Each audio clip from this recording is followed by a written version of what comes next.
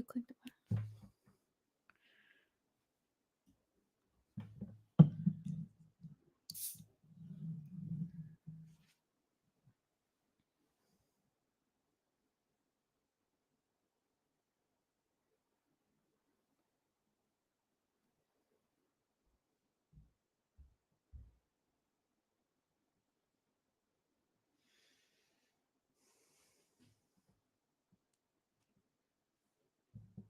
The moment has arrived. I pushed the button. It's going to work. This is going to be scary good, man. I'm sorry.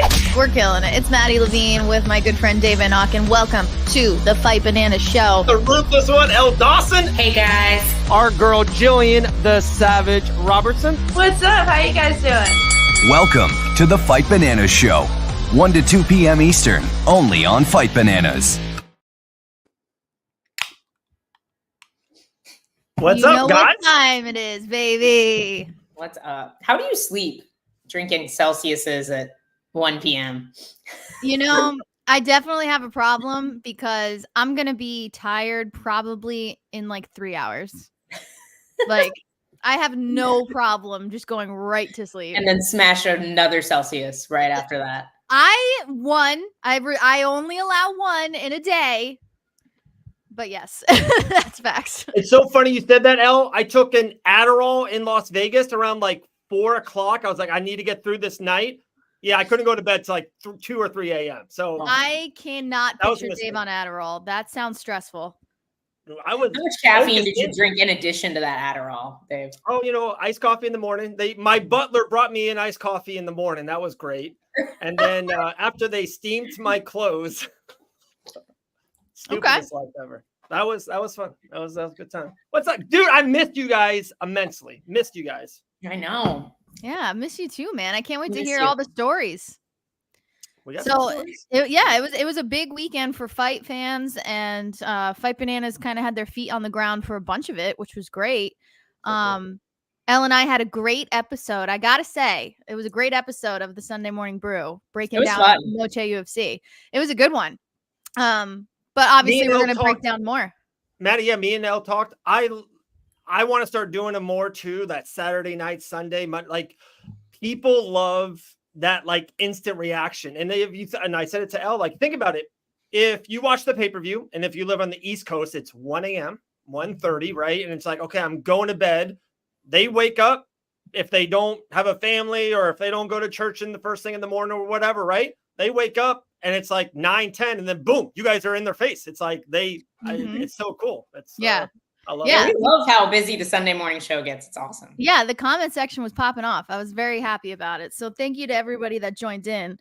But yeah, we're gonna talk about it again today because Dave, I'm sure you have a plenty of stories to get to.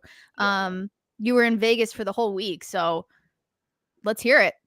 Give us the play-by-play. Okay, so I flew on a plane. Started the plane. First, I woke up. Yeah, I woke up. No, I guess the coolest thing, and so John Radford from Boxing Bananas went with me. We were there the whole time.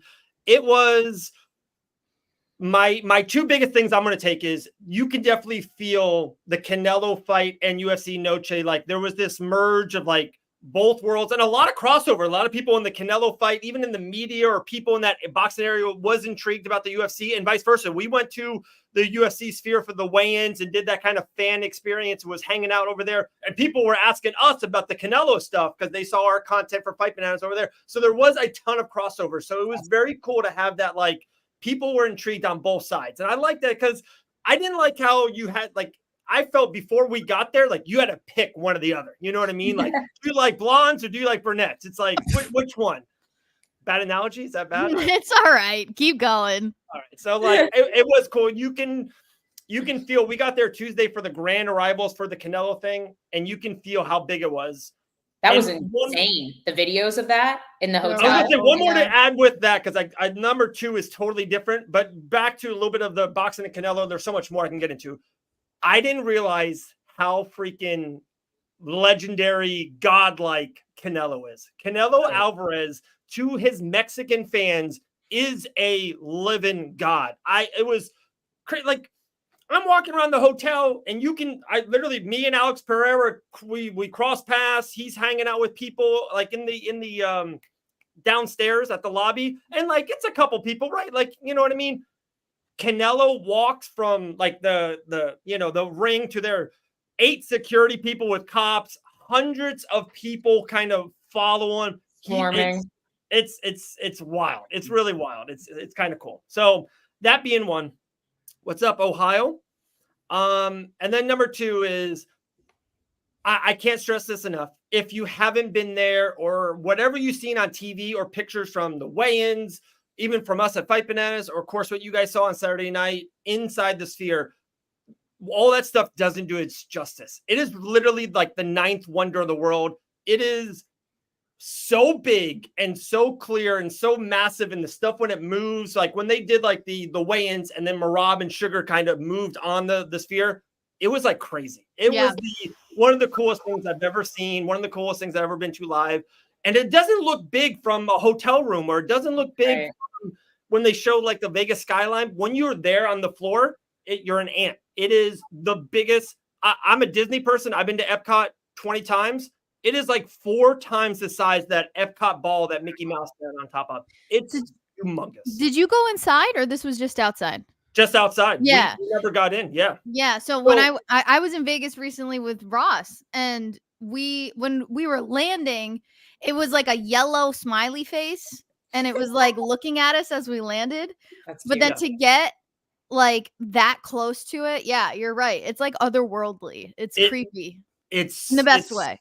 Yeah, it's really crazy. Shout out Ray. Boxing Bananas was in full effect this whole weekend over there for the Canelo fight. So that was my 2 biggest things. I just thought it was like a celebration of combat sports this weekend, all happening in Vegas. So much.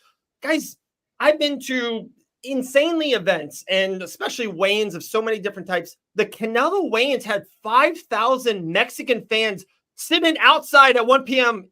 on Vegas. Everyone's like, dude, you look great. You look tan. We were standing baking in the sun. Like it was wild. And they were absolutely going insane. They had kazooies. They had things. They were making insanely noise. It was a party. It was wild. I mean, I think boxing fans are just super passionate, especially about their champions. Yeah. It was yeah. a good time. But, and we'll get more stories if you guys want. I don't want to do all stories of just me at the beginning, especially Randy Costa's coming in 8 minutes. I just thought the star of the whole weekend, and I don't know if you guys talked about it or feel the same or feel different, and this is the first conversation. The star of the weekend wasn't Canelo. It wasn't Marab. It wasn't Valentina. The star of the weekend was the Sphere. Like, I don't know why people 100%. Are upset with that. Okay, so cool. You agree. Like, oh yeah, no, absolutely. And it's not that the fights weren't good. I saw some people were like bashing on the fights. I was like, this was a great card, guys. Yeah. Like, it was a great card. And if this card was not in the Sphere, it still would have been a good card. But the Sphere took it up 10 notches. Mm-hmm. Yeah, I mean, I understand people's thoughts of like, okay, the co-main and main may have been a little lackluster, may not have what you've been expecting, but it's like the card as a whole was so much fun. And if you can't respect the broadcast, I saw a couple of very interesting takes. A particular person calling it a rainforest cafe. Did you guys see this? Yeah, I'm like, shops at Game Bread's Brennan shop. I'm like, bro, like, pump the brakes. Like, it was fucking incredible. Cool. I can't imagine if I was getting to fight in the Sphere, getting to have a ginormous, like Titan-sized version of myself on the screen behind me. Yes, would have just been incredible. Like that was the coolest thing to me. Yes, these just monstrous versions of them. Like that looked so sick. I'm so glad you brought that up. I would like to commend every single fighter on that card for staying focused, because if that was me, I would have been like, I look so fucking cool. Like, like, oh my God. Somebody was. Because at that point, they're not on camera. They're just in there getting in the cage.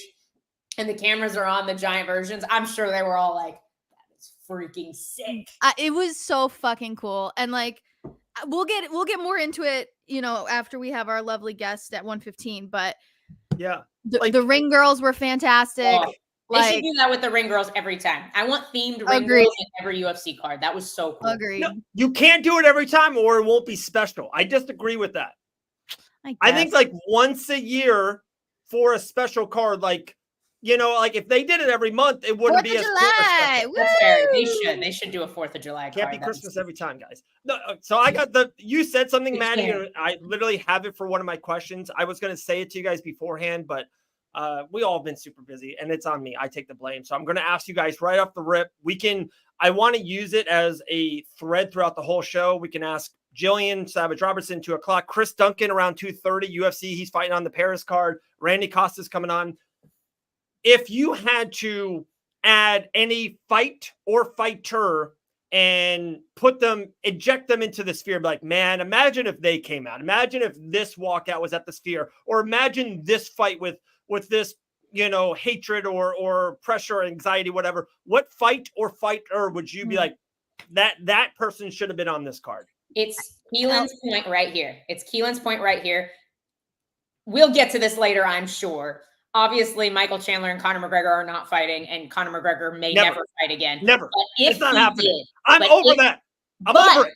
But if he did, Dave, if he did, it would have been that wild. would be incredible. An Irish Irish Pride Sphere event. Yeah, it would. Like, you remember when he did the walkout? I forget the singer's name. Yes. Sinead O'Connor. Thank you. Like, if they did something like that again, where it's almost like a concert, but in the sphere, it'd be epic.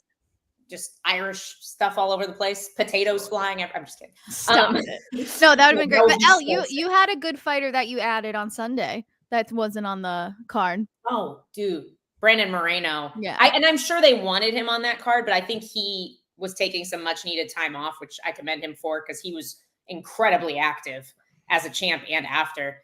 But yeah. That would have made the card that much better. But who's your person, Maddie? I don't know. I'm trying to think. I'm like, I was pretty satisfied with that card, you know? Like, it was pretty damn good. Yeah, I don't know. Let me look at the rankings real quick. To me, like, and this is gonna sound so bad with Brandon. Brandon would have just been another fighter on the card. Like, I'm thinking more.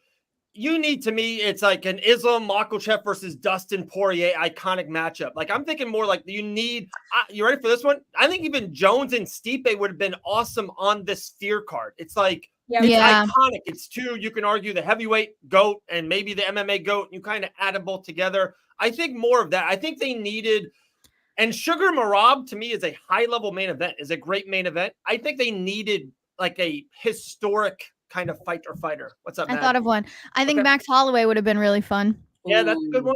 Yeah. He would have been like, he's meant for big moments like that. You know, he's just that kind of fighter. That would have been awesome. And something they could do with the Sphere too, where it doesn't have to be on Mexican Independence Day. Like, let's say they just do a really big event. They could have themed walkouts for fighters like Max Holloway. It'd be so fucking cool. Like, instead of just the like custom fight kits, now they get a whole freaking movie scene behind them. That would imagine the Hawaii background, the waves shaking in for Blessed Holloway. Like, come on. Talking about a fighter that deserves an insane walkout. We hope to see it live November 15th. Maddie and Elle might be training for a fight. But I know Maddie and I will be there in Biloxi, Mississippi, fighting for the inaugural Game Bred Bare Knuckle Bantamweight Championship of this world, the one and only Randy Costa. What's up, guys? What's up, bro? What's up, my friends? How you guys doing? Good to see you, buddy. Good to be seen. What a legend. Where are you at? Where are you joining us? I'm in Rehoboth. I'm in Mass. Oh, nice. Okay, cool. Yeah. All right, awesome. Yeah, dude. What's going on with you guys? We're just excited to see Game Bred announce a date and get excited for the next card and having stud like you on the card. What a matchup, man. What a card, dude. I know. They put every out only announcement. 2 or 3 of them out. They got 4 more, Randy. Dude. Yeah. I'm hearing like some words about who else is going. Dude, this is crazy, man. Yeah. This is gonna be sick. Yeah. I mean, how does it feel to be a part of this one? I mean, so far. Wait, Maddie, like, not a part of it. The headliner. I know. It's like you're seeing some of these names pop up, but it's like main event is Randy Costa, my friend. It's like, how does that feel? Dude, it's super cool. I mean, last one, I was kind of gifted an opportunity to go in as a co-main spot, and I was like, holy shit, this is super cool. And now this is like super fucking cool, right? Now it's like the main event spot. I'm pumped, and I feel like it makes sense. I mean, like, they're familiar, well, they meaning like Mississippi, Biloxi, they're familiar with like who I am, they're familiar with who Brandon is. Obviously we have a history, and like, I don't know, man. I mean zero disrespect at all whatsoever, but the last time I feel like we set the bar so high going into the main event, and then the main event was like a buzzkill almost in that Biloxi card. And I feel like having me as a head, I mean, I'm not going to be in a fucking boring fight, dude. I'm not going to go through that cuddle and stuff. I'm going there to like fight, right? So I feel like we're in a pretty good position. And I think, I don't know, dude. And you would assume that Chase Sherman, Greg Hardy is probably going to be the co-main, and someone's going to for sure get fucking slept in that fight too. Like, it's nuts, dude. I can't wait. I think there might be something bigger in the co-main, Randy. Bigger. Stop, dude. Dude, I'm telling you. I've heard something too, but I heard it was still been moving.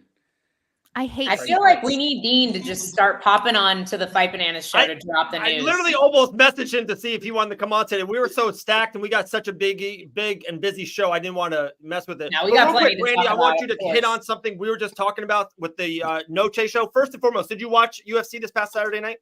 I watched the main event. I watched a few of the fights. I was cornering on Saturday night, so I was only really able to watch the actual main event. But dude, that fight was, I mean, the whole production was fucking insane, right? That was like nuts.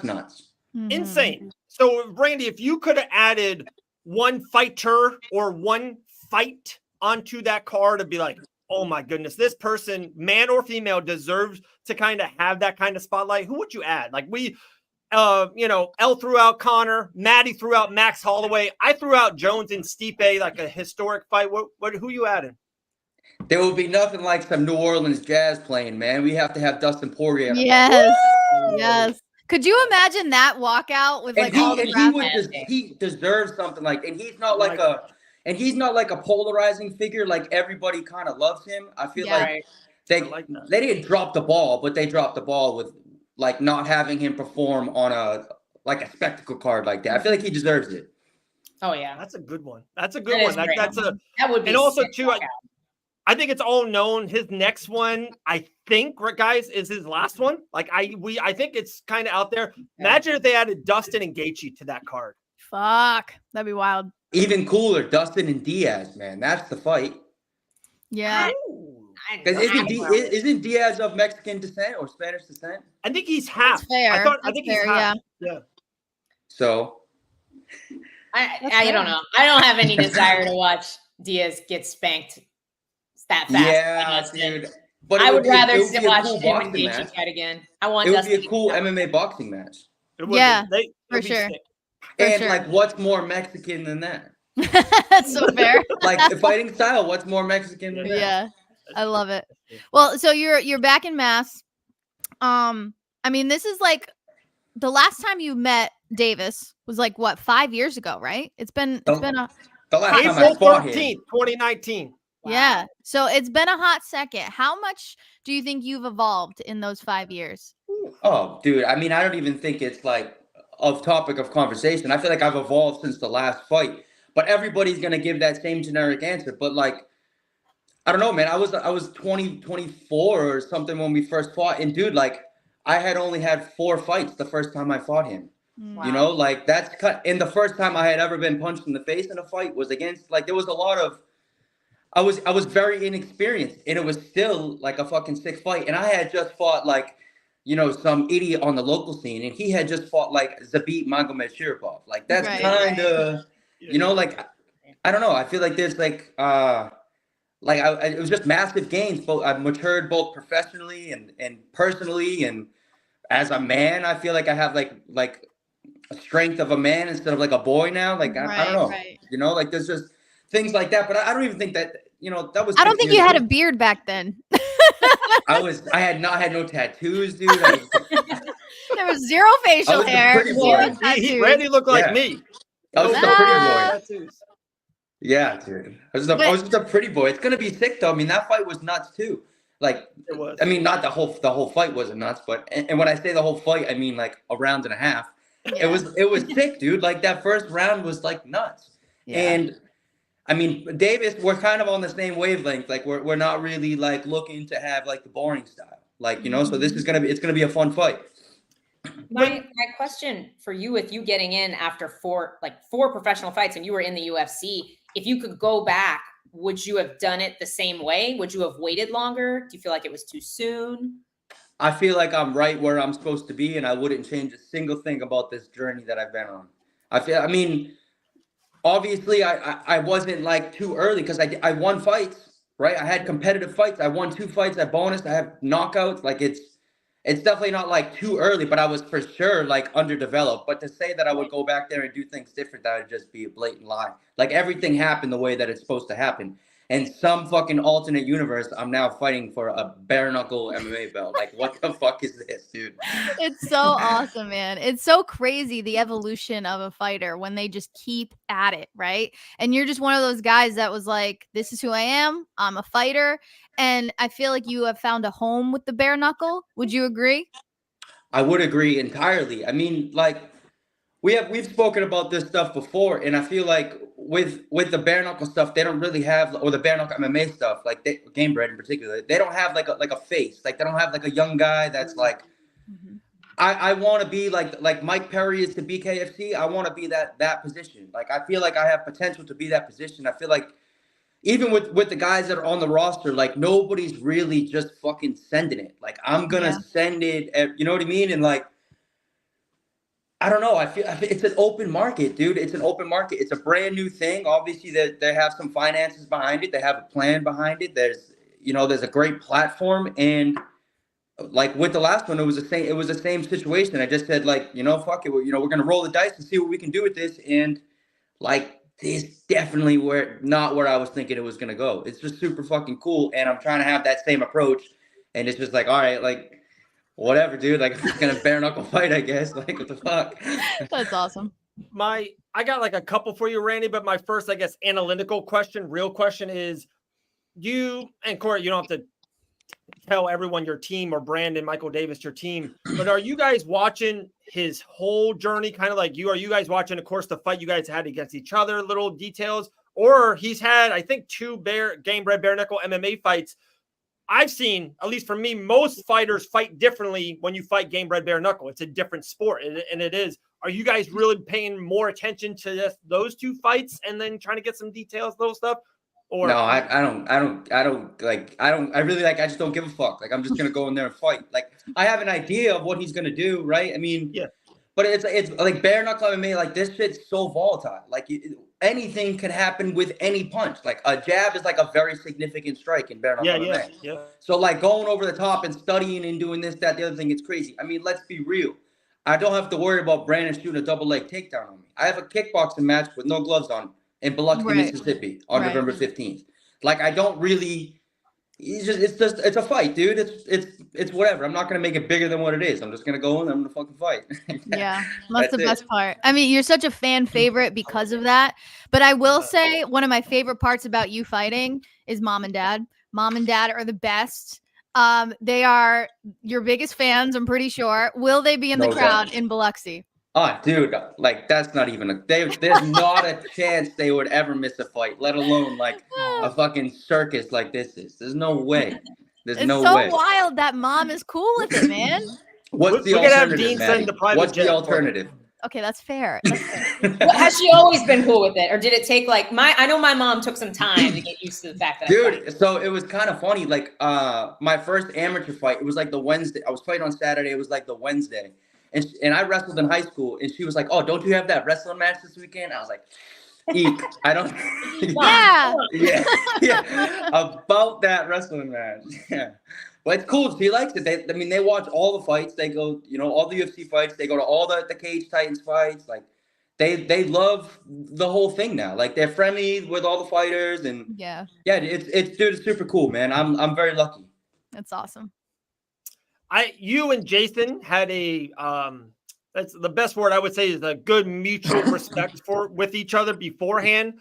And I know you and Brandon, fought in the past, but it seems Brandon's on that same wavelength, at least same with Jason. There you go. All right. I would assume you guys are going to be like, you know what I mean? Hey, we're dapping. We are super cool. Nothing but yeah, it's going to be war inside that cage. We both know that. But I would assume it's very, friendly's not the right word. Friendly's not the right word, but it's going to be very mutual respect for you guys. Yeah, dude. I mean, like we're fighting because we like to fight. We're not fighting because we dislike each other. Like we just kind of have the same mind. Dude, he's a dude's dude, right? He's a dude. Like you can fuck with it. He's cool, whatever. Yeah. Throughout this whole lead up, I can't speak about him, but you're not going to hear me say a single negative comment about him or any of those guys over there, and I don't think you'll hear him say that either.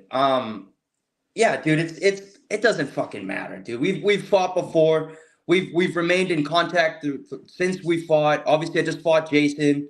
He cornered Jason. Like we should, like we're just two dudes fighting in Biloxi on November 15th, dude. That's it. How can you, if you're a combat sports fan, how can you not watch that fight? How can you not watch Costa versus Michael Davis in the main event for the first ever championship? There's only one champion in the whole organization. That's Junior Dos Santos, a living legend. That guy is a living legend. Whoever wins out of you two guys becomes the second champion, the first ever bantamweight. Like, that's insane. That's insane. It's super cool. And man, it's the night before one of the bigger UFC cards of the year. There's not going to be a competitor on TV. Like, with X amount of UFC vets on this card, where's all the eyes going to be on Friday before Madison Square Garden? Like, this is a cool platform to be on, man. And I like the position that I am, headlining the show. Like, it's pretty cool. And it's so cool to watch the popularity grow as well. People are really starting to follow bare knuckle more and realize like, oh, this is dope. And I'm seeing more states legalize it. I believe I just saw Philly Pennsylvania legalize it. So if you were able to fight anywhere, where would you be fighting your next main event? Saudi Arabia. What? Out of all the places? I want to go there, but in this thing, I would love to fight at the fucking. I would love to fight at. I don't know the name of the arena, but in Denver, like where UFC 1 was at. Okay. Like that would be super fucking. That would be super fucking cool. Definitely keep me out of Utah. I don't like the elevation. Yeah. Well, Colorado's up there too. Something like and probably like a more conservative state because fuck taxes. Florida, Orlando, Florida. Florida. Yeah, the Mouse House. There you go. Oh my God, that'd be wild. That'd be way cool. Imagine? That'd be way cool. That'd be crazy if they did it in December. That would be nuts. That'd be something, wouldn't it? Yeah, I don't know. Imagine. I hate you guys. What do you know? I do too. What do you know? Usually I know too. This is bullshit. All right, I got one for Randy. If you guys got more, definitely chime in. Everyone loves Mount Rushmores. We've been doing a lot of Mount Rushmore stuff, and people eat it up. They love it. So, Randy, my question for you is hypothetical. It's a bare knuckle MMA Mount Rushmore. What fighter transitions into that? You can even put yourself in there if you want, or you can literally just put anyone in the game bred bare knuckle crew. Or like I said, you could do hypothetical. You can go Dustin Poirier. You can go Nate Diaz, whoever you want. If you had to do a Mount Rushmore of game bred bare knuckle MMA fighters, who would be on those mountains? I think Poirier. I think his style. I think that would translate very well to bare knuckle MMA. I think McGregor's style too, being so kick heavy, would be super tough to deal with in bare knuckle with the side kicks, and that'd be really annoying to deal with. I don't think like Gaethje would be super successful in it, only because all his shots are like loopy shots, and like that's how you're gonna snap your hand in bare knuckle. Whereas like Poirier's, everything's kind of more down the middle. I think Max would be super successful with bare knuckle stuff because he's not sitting on punches. That's just like kind of jabbing your face off. That's three. One more. Myself. There we go. There it is. I got the artwork guy already working on a Randy Costa Mount Rushmore. There it is, dude. There it is.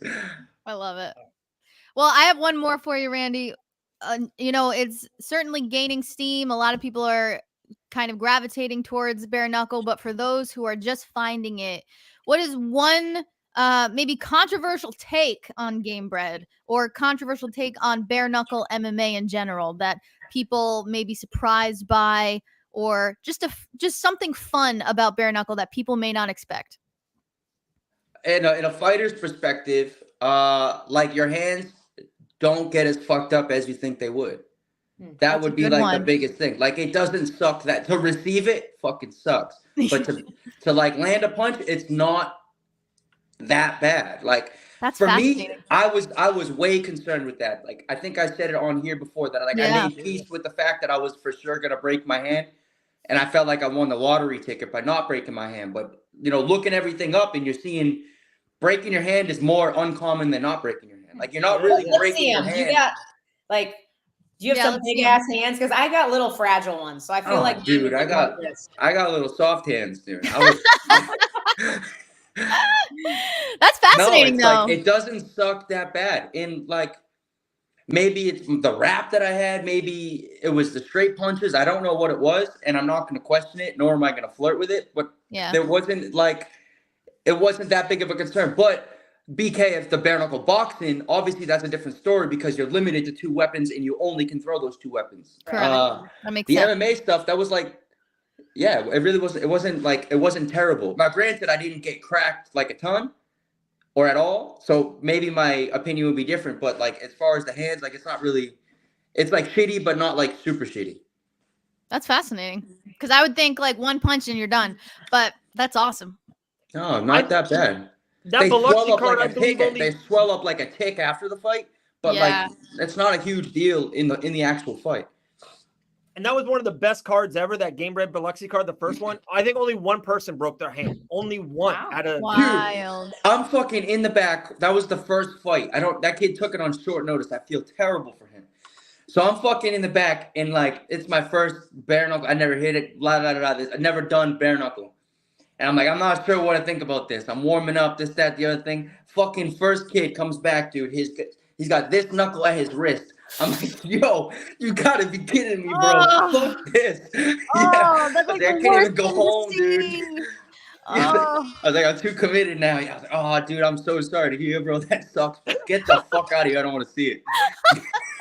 That's the worst possible thing to do. So I hear Lozon telling people at the gym like about going to the fight because Peter Barrett's on the card as well versus another Boston guy, Charles Rosa. And I trained with Pete and I've trained with Charles in the past, but whatever. I hear Lozon explaining to people, he's like, dude, you have to go watch the bare knuckle. Like, guys come back from these fights with like their face hanging off and like PTSD. And like, I'm like, yo, when you put it like that, dude, help me out. That's so funny. Who's gonna be in your corner this time around? Lozon, Greg Rebello, and then Coach Vic. Very cool. Excited, man. I can't wait. Crew. Everybody's excited. There's a lot of buzz. 3 confirmed Boston-based fighters on there right now. Like, that's kind of cool. That's kind of cool. Who knows? It could pick up here. I mean, didn't bare knuckle boxing stuff kind of like originate in the Northeast area? Like, I wouldn't be surprised with our history and our culture. That's like the OG. Yeah. Right. Right. I was gonna say that's like this. Yeah. Like, that's pretty cool. And it seems to be like, there seems to be more interest. And I feel like in this area, and it's pretty cool to be in this position. Like, I feel like people got inspired after seeing me do it. And they're like, oh, okay, that's not that bad. Maybe I should try it too. And like, that's super cool because, I mean, there's not really like hotbeds for like bare knuckle. And it'd be really cool if this could become like a hotbed for like where the Game Bread fighters are from. Like, that'd be super fucking cool. Like, we're going to Biloxi with, right now, 3 confirmed Boston-based fighters, and I'm hearing maybe another one. Like, it's kind of we'll have some people in the crowd. Like, that's pretty cool. I love that. I love Peter Barrett's style too. Like, it's perfect for this. It's ugly, dude. It's ugly. Perfect. It's like way bare knuckle. He's just gonna fight you. It's gonna be ridiculous. Yeah, he's just gonna straight up fight you. Like, that's sick. If there was like a poster boy for like a that's Peter Barrett, dude. His whole shit. The way that he looks, the way that he talks, the clothes he wears, the way like he is like he is 1000%. 1000%. But Maddie Rosa too. Rosa's not in boring fights either. Yeah, like, he's win not. or lose. That's another guy. His motor is nonstop.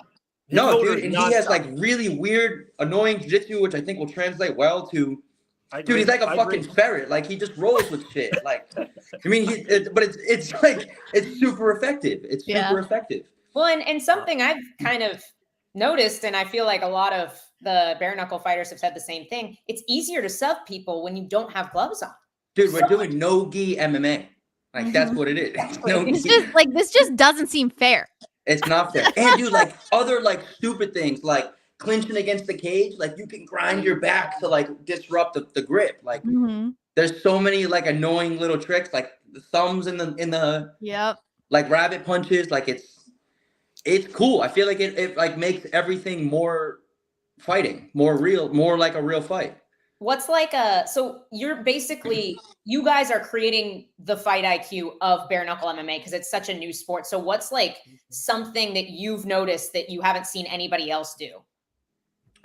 I feel like with myself, I feel like not other people are doing it. Like nobody's fucking pulling. They're either engaging or disengaging. Nobody's fucking with range or rhythm. And I feel like the game with bare knuckle is about not getting hit. Like you can say that about MMA and this, but there's more like the margin of error is much bigger when you have gloves on. And I feel like if you can establish like a nasty like pull game and constantly like manipulating range and using your feet as like magnets, I feel like you can take the game over like pretty easy. Like if you could just jab, pull, jab, like be super fucking annoying. That's what I think. But I mean, I don't see other fighters doing it. I don't see other fighters like it's just a car crash. I mean, that's cool. That's what people want to see. But people also want to see people get fucked up. And I feel like the pulling game is only going to allow. That's when the knockouts come. That's where the knockouts come. 100%. I love it. I was going to say this twice early, Maddie, when Randy was talking about like how good the event's going to be and all this stuff. You and I are going to get paid for going to this event and talking on it. It's the best. Best job in the world. We're living our dreams, man. It's fucking awesome. And I said this probably 3 times, and Fight Bananas is always evolving and always growing. So like, I just want to throw this out there again, guys. I never met Randy before the show in Biloxi, and I know Maddie did. Maddie already had a relationship with Randy, and like saw him at the hotel. This man to my left, it was the coolest guy fight week. I just had the best mojo, coolest guy ever. He was great communicator, fight night, weigh-ins. Awesome stuff. I can't wait to do it again. And Randy, like I say this to Maddie and all the time. I don't want to bother you guys when you're in that kind of 24, 36, 48 hours pre, but anything you want to do that fight week or a couple hours before, any kind of content, outside, inside, anything, we can go to the cage early and do something. I would love to do it, man. I can't wait. I'm so damn excited for this fight. Yeah, man. I appreciate the love. And like, I'm super low key during fight week, dude. I don't really like, I'm not like some fighters get like super tense and like, on edge. I'm kind of like this. Like I don't really give a fuck. Like I'm cool with whatever, man. I'm definitely down to spam a bunch of content and yeah, dude, it's gonna be sick, man. I'm pumped for this whole build up, dude. We have I have 8 weeks to play with instead of like the 6 and not sure what's going on type of thing. Like I'm familiar with the whole thing. I know how the system runs. Yeah, dude, I feel like this is gonna be fucking super cool, man. I'm fired up. I got some fun ideas for the Boston boys too. I think I'm gonna make you guys do some games. So yes, dude, all the games. I want to build like a mini Fenway Park outside in the front of the hotel and let them swing wiffle balls, let them hit home runs. Yeah, dude. Yeah, I'm talking to Dean already, man. I got ideas dude, it's gonna be fun, man. It's gonna be super fun and like I said, we have noticed this time. It's more than just myself going down there. Like, I'm putting a ticket order. I have, 20, 25 people. If all 4 fighters have 20, 25 people go, we have some people from the Boston area coming. Like that's, and I explained bare knuckle, like the whole show to other people too. And like when you go to like MMA shows, like gloved MMA shows, you can kind of hear like more booing and things like that. But I feel like with bare knuckle, there's a very healthy level of respect for what's going on. Like, I agree. It's almost like eerie. Like it flirts with the line of like, oh, might be too much, or like this is just enough. But I feel like there's everybody's cheering everybody. Like they're just excited about the fight and thankful two psychos are down to do something like Right. that. It's a spectacle. Gladiators, you know? Yep. Like, Yeah, dude. I've been watching Spartacus, and it's like It's super not too far off. Dude, it's way fucked up. It's super cool though. Like, but I remember like being in like getting cheered by like the Mississippi people on my way, but that was for everybody. It was just cool that they respect like the severity, I guess, of what's about to happen. Yeah. And the crazy part is the last thing on like the whole tickets or the arena stuff. And Randy, I don't know if you kind of noticed or felt it. The floor was completely sold out. All these tables, it was massive. And the upper section almost sold out, I believe, last time. I think this time it is because it's the second time in the city. That first night was so insane. They got Brandon Michael Davis fighting for a championship against Randy Costa coming back. Like I said, other big names are coming onto this card. I feel like it's going to be a complete sellout. It's going to be nuts. Dude, so they sent me some ticket options to put them in a little early, and they were bombed out of 2 of the tiers already. Wow. This motherfucker Brandon can sell air conditioners to an Eskimo, dude. It's crazy. It's crazy, dude. It's so cool. Like, that's fucking sick. That's super sick. Yeah, this is great. This is gonna be so much fun. I love that you're just as stoked that he's gonna have people there. Dude, that's sick, dude. Like, come watch the party, dude. Yeah, exactly. The more butts and seats, the better. It doesn't matter. Guys being dudes. Let's go. Let's go, baby. This is gonna be insane. I have to ask you about your nickname as well. Yeah. So I love that movie. Was this like? Did you decide that you were the Zohan, or was this given to you? I didn't even know it was good. So my first pro fight, the announcer for Cage Titans, Andy Kurzankowski, like surprised me with the nickname. And I'm like, where the fuck did that come from? And I'm like, dude, it actually makes perfect sense because like the kicks that the Zohan throws, like they come from like stupid angles, and he's like a hair guy, and like I kind of care about my hair, and like he's a ridiculous character, and I think I'm kind of a ridiculous person. Like everything it just made sense. Yeah, dude, it's perfect. You didn't have like nobody else has it. And I'm like the furthest thing from like I'm pretty sure that name is like Israeli, and I'm fucking not at all. That's fantastic. Shout out to Andy. That's great. Shout out Andy. I love it. Guys, November 15th, Gamebred Bare Knuckle MMA takes over Biloxi, Mississippi. Get tickets, Ticketmaster.com. Randy's got tickets on the slide. Connect with Randy. Slide into those DMs. Get those, the tickets in maybe the Boston area, the crew if you want to. Guys, the inaugural Bantamweight Championship of the World. Randy Costa, Brandon Michael Davis, November 15th. I can't wait, bro. We'll talk a lot more beforehand. Can't wait to see you in person in Biloxi, Mississippi. Any last words, my man, for now? That's it, man. I appreciate the love, guys. We're 8 weeks out. It's going to be a sick night, and I'm sure I'll talk to all you guys before then. Sounds good. Cheers, Randy. Be good. Have an awesome Randy week, Costa. guys. Catch you later. See Thanks, ya. Randy. What a legend, bro. I know. He's such a pleasure. Always. What a fun guy.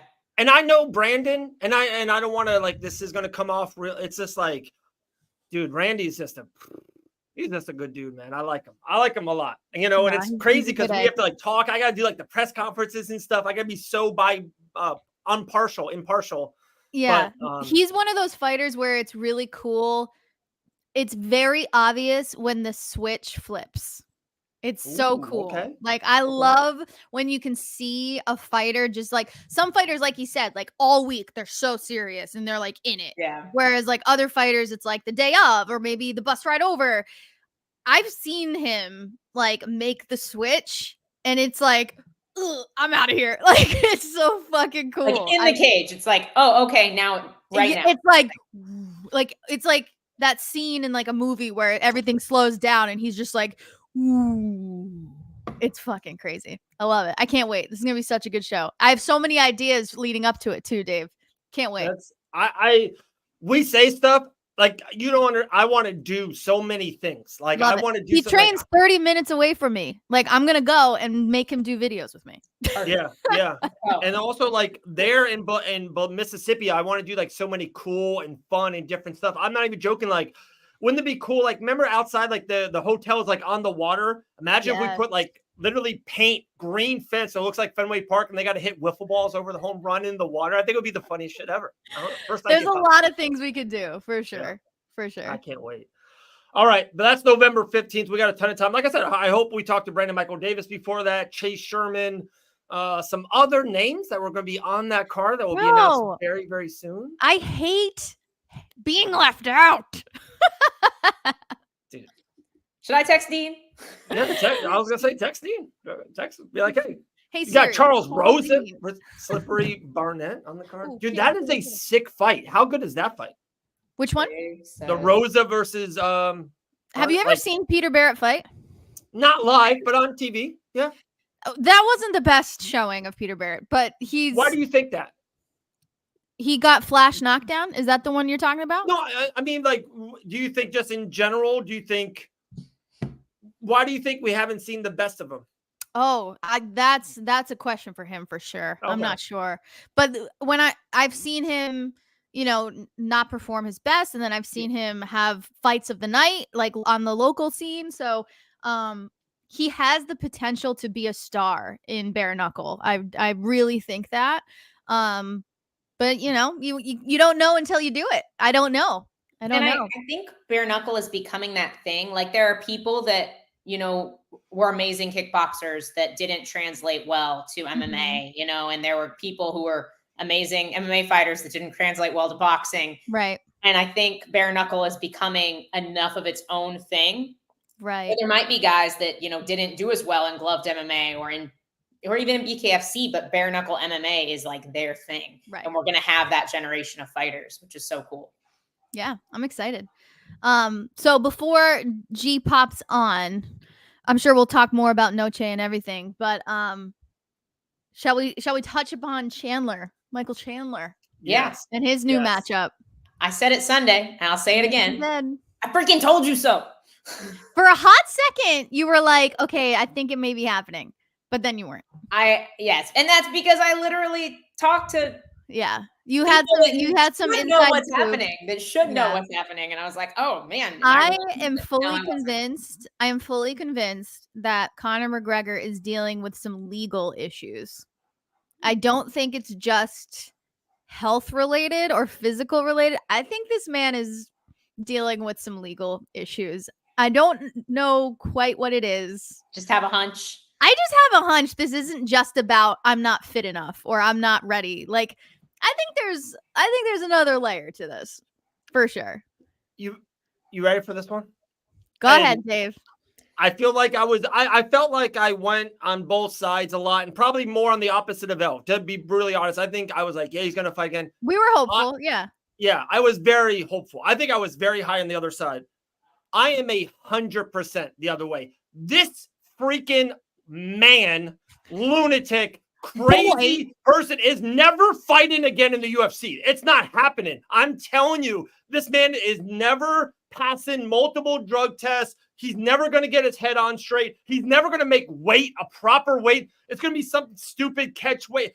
He's not fighting. Did you guys see him at bare knuckle? The guy is off his effing rocker. It's not happening. Like, I'm so happy for Michael Chandler. Like Chandler said, he's like, if you can move on. And it was funny. I told both of you guys this. I ran into Michael Chandler that day in the hotel lobby. He was super cool. Again, we met him back in Nashville. He was the nicest, coolest guy. Everyone's always said this about him. I'm so happy. He's just moving on. Like, dude, that fight against Oliveira, co-main event, New York City, on the John Jones retirement card, probably. It's huge. If he wins, he literally fights for the championship. I think the UFC knows they know that he had a rough year of waiting for Conor, and they knew it. And I think they're pro Chandler. Let's just be honest. I think they're very pro Chandler. I'm so happy he's moving on. Conor is not coming back. Like we have to move on as a MMA company outlet. Fight Bananas is over Conor McGregor. We're done.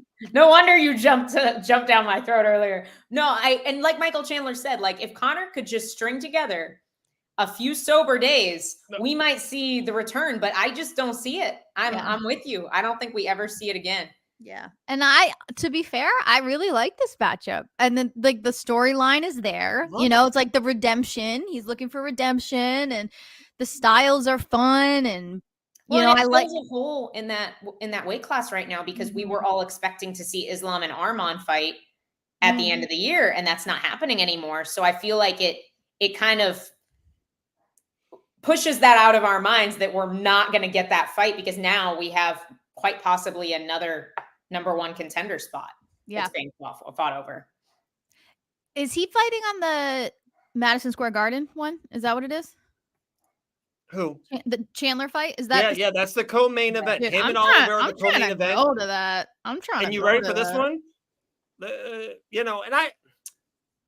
the Jones and Stipe to me is happening. I'm on this side of it. To me, it's very much happening. A lot of people are still very skeptical. It's happening. I think it's happening. They made a promo. I mean, like, they just think that those are two older gentlemen and something could happen. Jones has been pulled out of a lot of fights during a plethora of different issues and reasons why. Just saying. Just saying. But I'm happy for Michael. I wouldn't be shocked if that fight doesn't happen. Like, that's what I mean. Like, me either. Like, I think it's happening. Stuff happens. Like, listen, my heart has been broken more than once. This one just needs to happen. All right. So it's happening. I don't want to hear it. Everything's fine. Everything's fine. But yeah, I'm trying to go to that one. I love it. Next question for both of you guys. I'm sorry. I should have texted you this beforehand. I didn't. So that is November. We know, guys, we just saw the Sphere. Amazing. And if we would need to go back to that, we can if you guys want, for sure. We saw the Sphere. 3 weeks from now, or 2.5 weeks now, Alex and Roundtree, Salt Lake City, Utah, 307. Then we go to 308, Ilia Topuria versus Max Holloway. Look how 309, New York, John Jones versus Stipe, Chandler versus Oliveira. What's 310? And even Dana kind of like smiled about it. He thinks he's got something. It's in Las Vegas, second weekend of Las Vegas. What's going to main event UFC 310? Let's see here. Let me look at the rankings here. What is going to main event 310? The last card of the year. What's going to headline it? All right, let's see. I would assume. Oh my God! Don't tell me DDP and Sean Strickland. No, that's February. Oh, that's already booked. That's already booked. Yeah, and that's gonna. Dana said that he wants South Africa really bad. I think that's going to happen in February in South Africa. That'll be sick. So that's February. Muhammad, baby. That's what's going to headline it, Maddie. You're right. It's going to be Bilal versus Shavkat Rakhmonov. I'm like, you think they're going to end the year with that one? I mean, I feel like Dana would love a gift at the end of the year of Shavkat finishing Bilal Muhammad. I could see that. We could also get maybe it's a Dustin card. Who the fuck is this? Hey, Frank, tell us how you really feel, you fuck. What the hell? Cheers to you, Frank. What the hell? Thank you for watching and putting up our algorithm. Appreciate you, buddy. Yeah. Anyway. Nothing but clickbait over here for Fight Bananas. So funny. Anyway, but yeah, I think that's probably the I fight, agree with right? Maddie. I agree. Yeah. You with that? Or you like something else? I mean, I could also see another Dustin fight. Maybe that's Dustin Gaethje. We did say he does look busy these days. And he wants, I know he wants Gaethje. He wants that one back. And Gaethje said he will take Hooker, Oliveira, Dustin. Oh, could you imagine? That would be Poirier, Gaethje 2. My only question is, guys, if that fight's on the card, you would think it needs to headline it. Can they headline over Bilal or Shavkat? Can they headline over Pantoja's title fight? Can they headline over a female title fight? I don't know. You're not kind of allowed to, in a way. I guess that's fair. I guess it depends what else they need to fit in at the end of the year. Dean said yes. Let's send Dean a link. I'm gonna send. Okay. I asked Dean if he would leak a fight announcement. So last time we brought him on, he didn't say anything. Are you sending them a link? Sending him a link right now. Okay, there we go. Wow. Ooh. Little Dean tool exclusive. I think Chris may be running a little bit late anyway. So because he's coming from training. I like it. I cannot wait for November 15th. I cannot wait. I'm so excited. Also, October 25th, it's Island Fights back in Pensacola. Gonna be a sick night for that. Cannot wait. Crazy. Love it. All right, so December. I think me and Maddie have Bilal and Shavkat. What's your final line? What's your answer? It's probably gonna be that. Oh, wow. 3 for 3. Wait. When Wait, was that December? Yeah. Oh my God, no, I know what it is. Like I actually know what it is. Does one guy start with an A? I can't tell you anything. I cannot. I know what it is. So many secrets. Dang. I really can't say. I'm sorry, guys. Islam versus Arman in December? That would be Islam's insane. out. Islam's out through the rest of the year. Well, no, then, dude, Pantoja is not main eventing, L. Not headlining the card. You know what I mean? That's the co-main event. It might be. It might be. Okay, maybe I don't know. Maybe I don't know. What I'm saying, you don't have to. I know what that is the co-main. Like Pantoja will defend his flyweight championship sometime in 2024. Just throwing that out there. I think I can say that. But I don't think Pantoja can headline the last. No, you may be right. In which case, okay, I'm with you guys on Shavkat. Okay, there we go. I'm with you on three answers, and that's wild to me. Like the last pay-per-view is usually so crazy, and and I'm not saying this. And Bilal, dude, I met Bilal Muhammad, by the way. I don't know if you guys saw that. Met him, super nice guy. Like him to main event 19. Moreno Figueiredo 19. That's fantastic. I mean, did you see Moreno on Saturday? He's looking like he could be a 35er. Maybe he'll come up and fight. I saw him live on Thursday. Saw him live on Friday, actually. But the way he's looking healthy. In that area. He's looking like he's been eating good. Yeah. Resting. I'm happy for him. Yeah. Dude, he's made a lot of money for a flyweight. He's got great sponsorships. He's got a great thing going.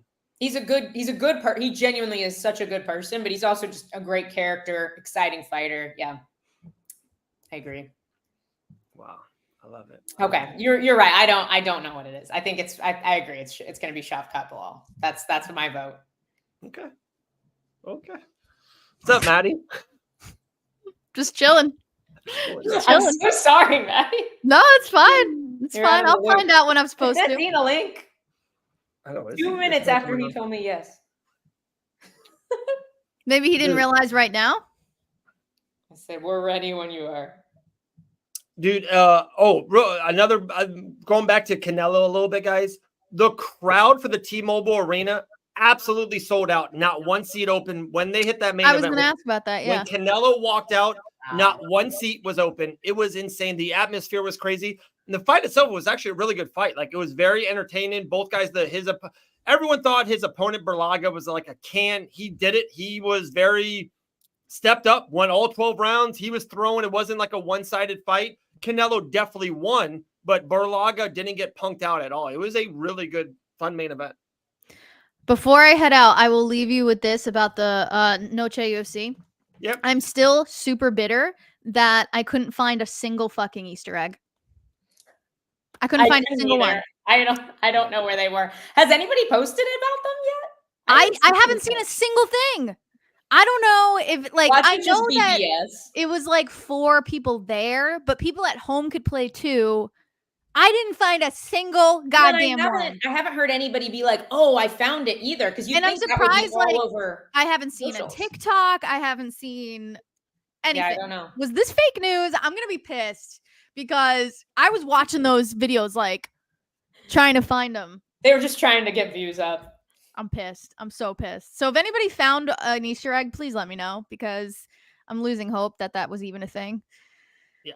I didn't watch it live. I saw the main event live because the boxing thing was over, but the main card I didn't watch live. I didn't see anything. The artwork was so good. The artwork was so good. So if you guys had to guess right now, almost a yes or no answer, gut feeling, does the UFC do they this is a horrible way of me asking, do they do the Sphere again? Do they work that event again? That's not a terrible question. We talked about this on Sunday, and I think we came up with yes, if it was profitable, right, El?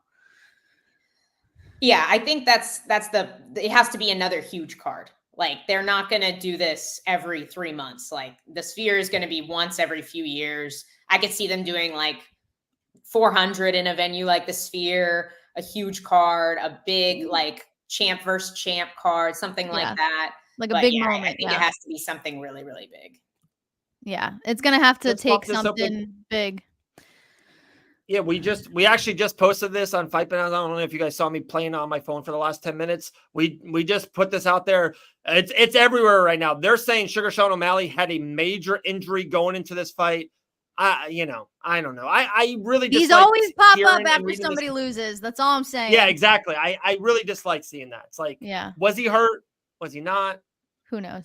Who knows? Who knows? He is taking a year off, though. I think that's a great idea. But I do have to run. My dog is freaking the F out. Please give Gillian my love, and I will see you guys soon.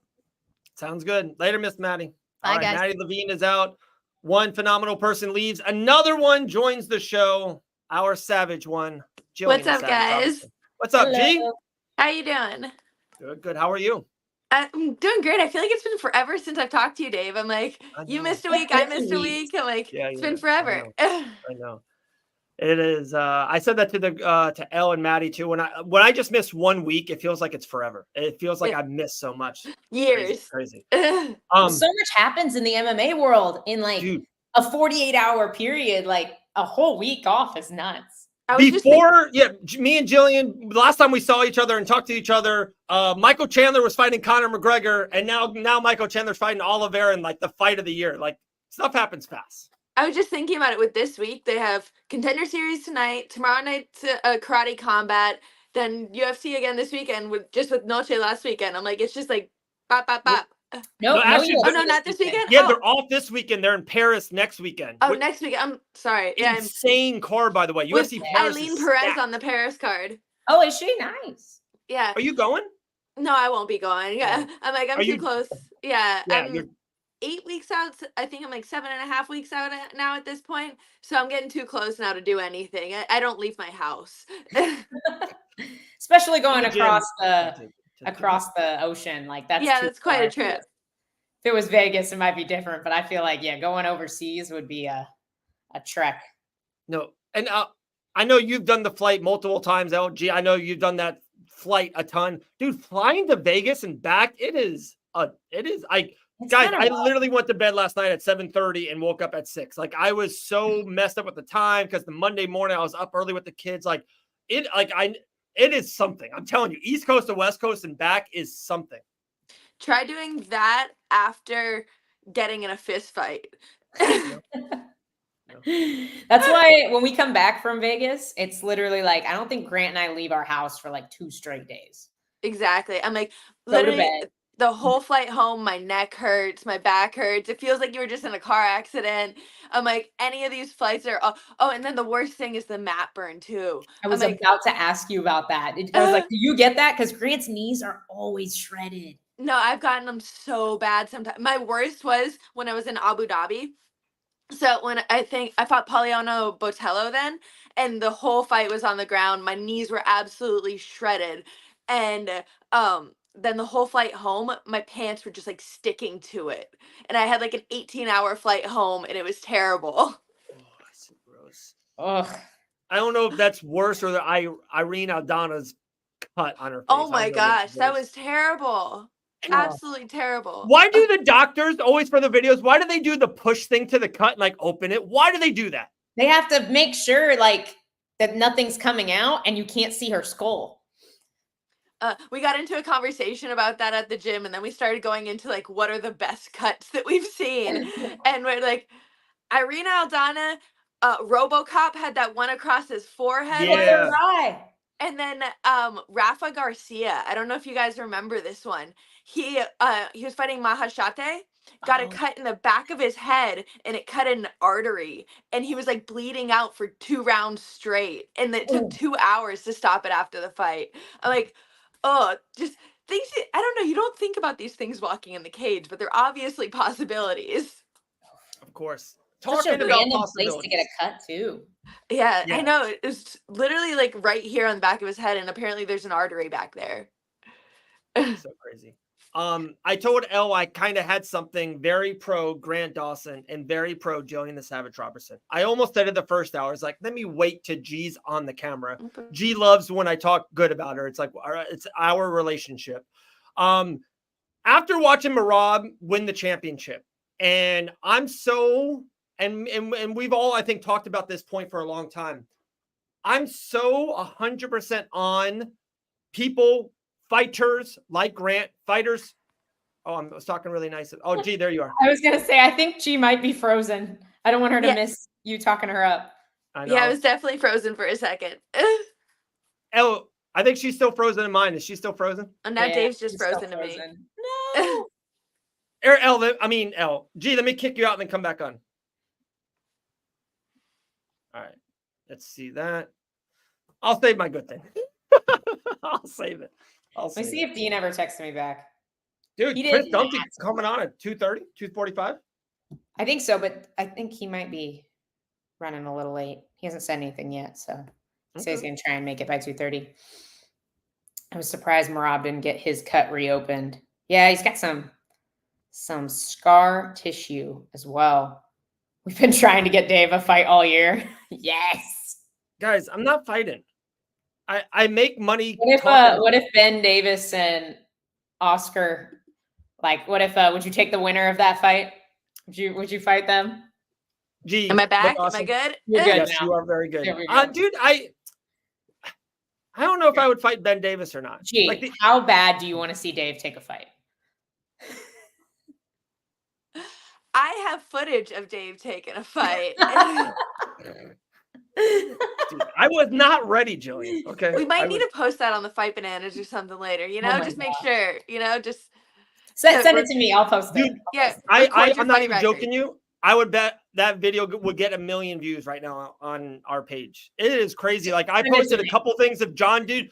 John was at UFC Noche. We went to UFC Noche, like the fan experience, and he had like the fake thing. What is it called? The bag. Yeah. Oh yeah. The machine bag. Punching machine. Yeah, punch machine. That video got 50,000 views on Facebook like the first night. It was insane. Like It was crazy. Fight Bananas Facebook page. It's where it's at. So. I feel like I'm too short for those things. I can never hit them right. I always suck. Punch it up. Yeah. We're too short. No, I 100% agree. That is a real thing. It should have like a height setting. Exactly. I'm not even joking. Talking about that, Elle, you're going to love this. The Fight Bananas studio that's being built right past the store is going to have one of those machines in it. Breaking news. You need to have a kid-size one for me and G. Exactly. Straw weights and under. And then everybody else can use the regular. We're gonna keep stats. We're gonna have people travel here. We're gonna have our watch-alongs done in the studio over here. So we're gonna do that and keep people's stats. It's gonna be a fun thing. Anyways, that's happening in 2025. There's some breaking news for you. Back to my little spiel, real quick. All right, so I watched Merab Dvalishvili win the championship Saturday UFC 306. I think I nailed that L, by the way. I think you actually had that. I am so jazzed. I believe more than ever that Grant Dawson and Gillian the Savage Robertson can be future world champions. Not even shitting. They are my two favorite people. Talk to them all the time, all that. I am so pro fighters that are 100% like you guys have such an amazing skill set. And when you're on that skill set, like it doesn't matter. Like you guys do stuff that it doesn't, people could train for 8 months. I got Gillian. I'm fighting Gillian. If you do your thing against Mackenzie Dern, you're going to get her neck. Like you guys are so, there's a better word. Elle, we talked about this back, off air all the time. I just love that you guys are so dominant at what you guys are doing. Like kind of what Merab and Bilal and other fighters are starting to get to. I feel more than ever, 2025, 2026, 2027, Grant Dawson, Gillian Robertson, future world champions. Just throwing that out there. Let's go. And I'm not arguing with that. I'm not. Dude, I love Dean Thomas's post, by the way, about you and Sean. Yeah. He's been going up there and working with him like last 2 camps, I think now. So they're definitely building something good up there. And obviously he's in karate combat this week, but we'll be back here for the rest of my camp. With that being said, would you ever think about, or if Dean goes, hey, they got some, like, I really love this gym up here or the people up here. We got even a couple girls, smaller late weight classes. Would you go up there for a camp in Philly, or you just love the mojo in South Florida? I know you're a Florida girl, kind of. I know. I'm down like a couple of years ago before I started training at Go Shed. That's what me and Dean did, essentially. Yeah, I remember. We just traveled around. We went to gyms. I was training in like Colorado, Vegas, Florida, wherever it was. So Yeah, I'm down for that. Whatever. Like, I feel my most comfortable when Dean's there for my camps. You know, when I can have him work with me, game plan for me, help me, like just drill with me through the week, like guide me through my camp. So I'm like, if he did go up there for a long time in a camp or whatever, if there was good bodies for me to work with and it was an ideal scenario, I 100%. This is a great one. Just don't become too big for the show with that success hits. I love Don't leave us. Yeah, I'll bring my belt dude, on the show, man. The belt is on the show. And when it happens, we'll fly you out first class, Fort Lauderdale, Daytona Beach Airport. I'm telling you, we're building a big studio right past this door. Gillian Savage Robertson live in the studio with the belt. The belt and pizza and green plants will be here live just for you. I think that sounds like a dream scenario, honestly. There you go. That sounds amazing. Real quick. Oh no, that was a good one. Oh, what happened to the cops? Yeah. Dude, what happened? I did not see this. No, guys, okay. We're in Las Vegas, Nevada, walking out of T-Mobile Arena on Mexican Independence Day. There was cops everywhere. I've never been to Las Vegas at a busier day or weekend. Downtown at our hotel was just, you walk and it's like, oh, there's Alex Pereira, there's Terrence Crawford, there's Michael Chandler, there's John Jones. Sugar Sean O'Malley's post-fight thing was at our hotel. Everyone was there. It was just a crazy scene. It was Las Vegas on Saturday night. What do you want me to say? It was crazy. There you go. G, how was UFC Noche? I know you've kind of been watching Valentina Shevchenko for a long time. We talked about it like that was the fight you thought you were going to have for a championship years and years ago. Now I know with the strawweight, I think she froze again. No. Dude, my two best things for Gillian.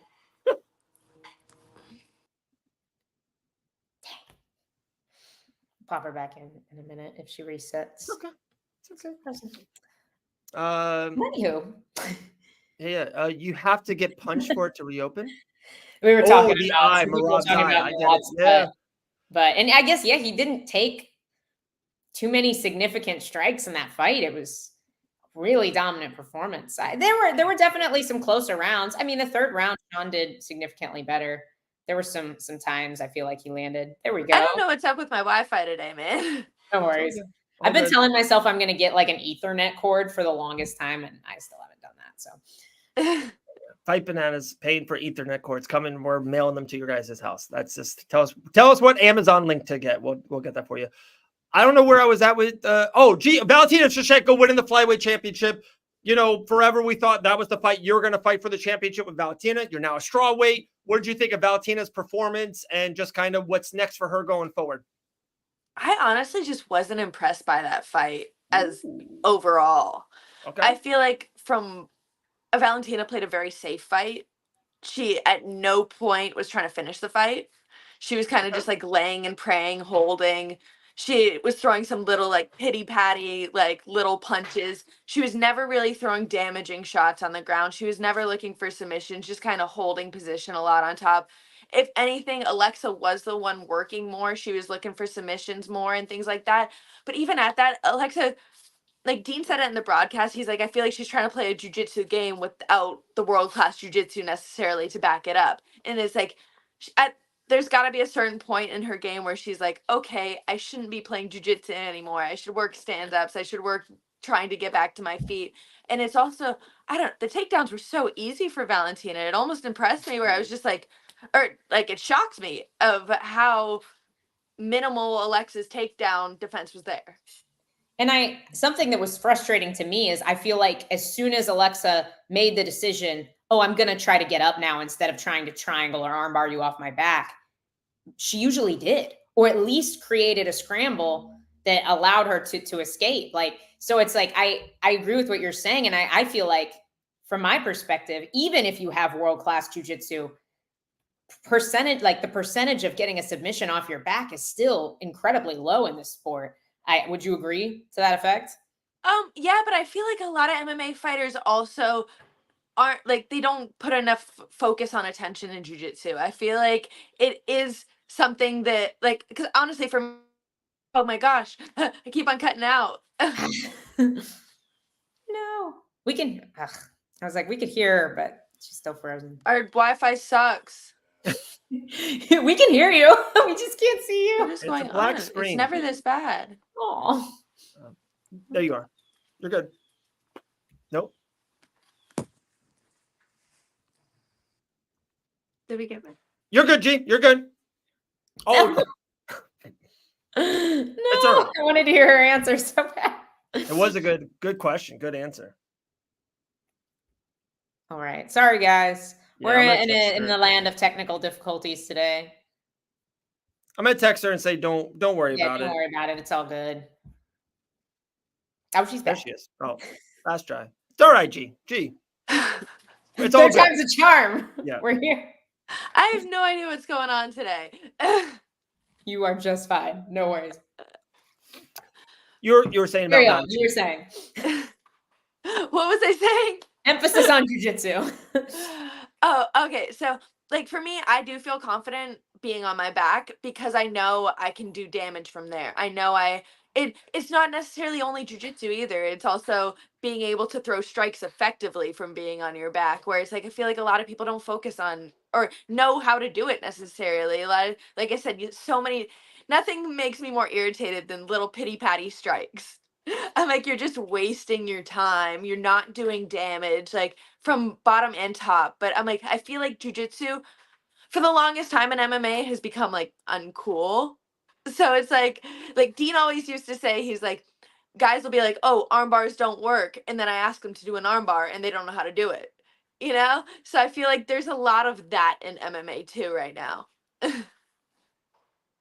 Yeah, totally concur. Like, do you think Valentina becomes? She just had such a champion, like a dominant reign for a long time, multiple years, and then the whole Grasso thing happened. Do you think she continues it, or do you think she is getting up there? She is an older champion. Do you think, even Fiorot is next? Do you think, she's looked very impressive?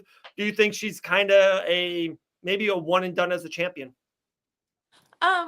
I don't necessarily think so. I feel like she's like it showed this weekend. She's smart to play to her strengths.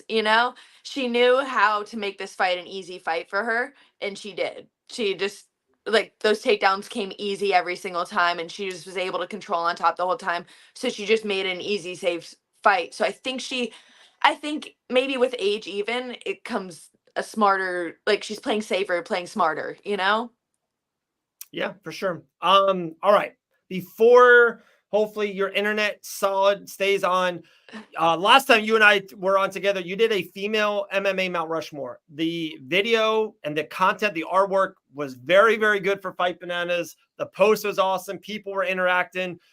People were not happy about your Ronda Rousey thing, but hey, it is what it is. I would say everybody hated it. I was like, sometimes that's the best. I mean, I'll say that all the time. Sometimes that's the best content. It's like, is Sugar Sean O'Malley that good anyways? Like just whatever, just some stuff. So I got another MMA Mount Rushmore for you. We just saw UFC Noche. It was all about Mexican fighters, Mexican MMA fighters, their legacy. What is your Mexican MMA Mount Rushmore? 4 fighters, Mexican descent. Who would be on your Mexico's MMA Mount Rushmore? You know who my first one would be, right, Dave? He plays with Legos? No. Let you go first. Come on, Dave. You should know. Oh, my fault. Yes, I do. The heavyweight motor. Yes. gosh, I hate when you put me on the spot like this. I would say the first one that came to mind is, I guess he's technically American Mexican heritage, Cain Velasquez. Yes, that's my guy. That's my number one. Yeah, that's L's number one. Yeah, he's definitely. Yeah. Yeah, so I'm like, obviously, I'm like, I think you said a motor there. He's just a power horse. Like Dude. He comes forward, an absolute monster. Real quick on Cain, who he reminds me of a little bit? To me, he is Marab as a heavyweight with striking. Like, yeah, with power. Am I wrong on that? No, I can see that. Yeah. He was unbeatable during his prime. Unbeatable. All right, Cain Velasquez. Was he the first Mexican UFC champ? Yes. Yeah, for some reason I believe he was. Because they said Brandon Moreno was the first Mexican champ ever. So maybe Mexican Kane born. is half American, half Mexican. Yeah. So then, obviously, you just said the next one, Moreno. I agree. I think people forget about his run and how good he was, and like his wins even get into the championship. Dude, he is, and if we did a flyweight Mount Rushmore, Moreno would be on mine. He had an incredible run at flyweight. Oh yeah, I absolutely love Moreno. His fighting style. He's able to finish the fight from every position, you know? Yeah. And then I guess let's go with the females. With Alexa, you have to put her up there. Okay. First female Mexican champ. So gotcha. And let me throw a name out there maybe to help, because I heard him a lot this week. And I didn't think of that, but I guess kind of he's very Cain Velasquez to me. Half Mexican with that descent.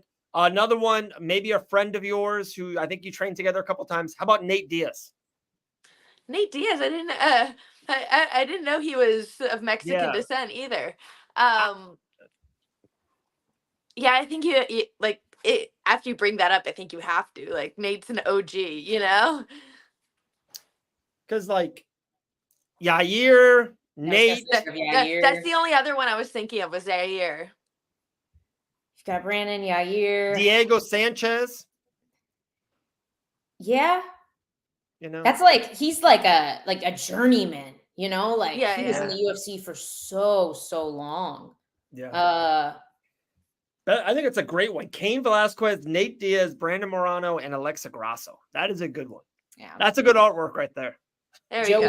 Now everybody can attack me on that one. Yeah. Oh my goodness, that was funny. All right, there we go. All right, that was nuts. Yeah. Anything else? Oh, I did have this one for you, G. Did you, after watching it live and seeing the atmosphere and seeing what they did with the sphere, do you kind of back on it now? You're like, damn, I do wish I could have been on this card to kind of be a part of it and to kind of be a part of the sphere card, or you're like, really doesn't interest you at all? No, I love fighting at the Apex. I think it's so funny to hear that, because Grant genuinely loves the Apex, and you're like the polar opposite. No, I think it would have been awesome to fight out this year. I thought it was so cool. Like, you can obviously see like the huge pictures of themselves. I'm like, that's what I would be looking at. I'd be like, oh, that's awesome. But like, I think it would be it'd just be such a dope atmosphere. I love things like I just love all the energy, and it was an absolutely just amazing performance by the UFC. I agree. Yeah. Matt, like they would have done red, everything, it would have been cool. It reminded me of like if Disney World had put on a UFC event. Like that's what it equated to me. No, it was amazing. That all the visuals on the screen, everything like that. Like I said, the fighters on the wall was the biggest thing for me, because I know that that's what I would be looking at. I always in an arena, they usually have like a strip around the arena that has your eyes on it whenever you're walking out. And I'm like, that's always the coolest thing to me whenever I'm walking out. That's awesome. So to have like just a Titan version of yourself. Oh, it'd be so exactly. I'm like, it'd be sick. I'd be so distracted.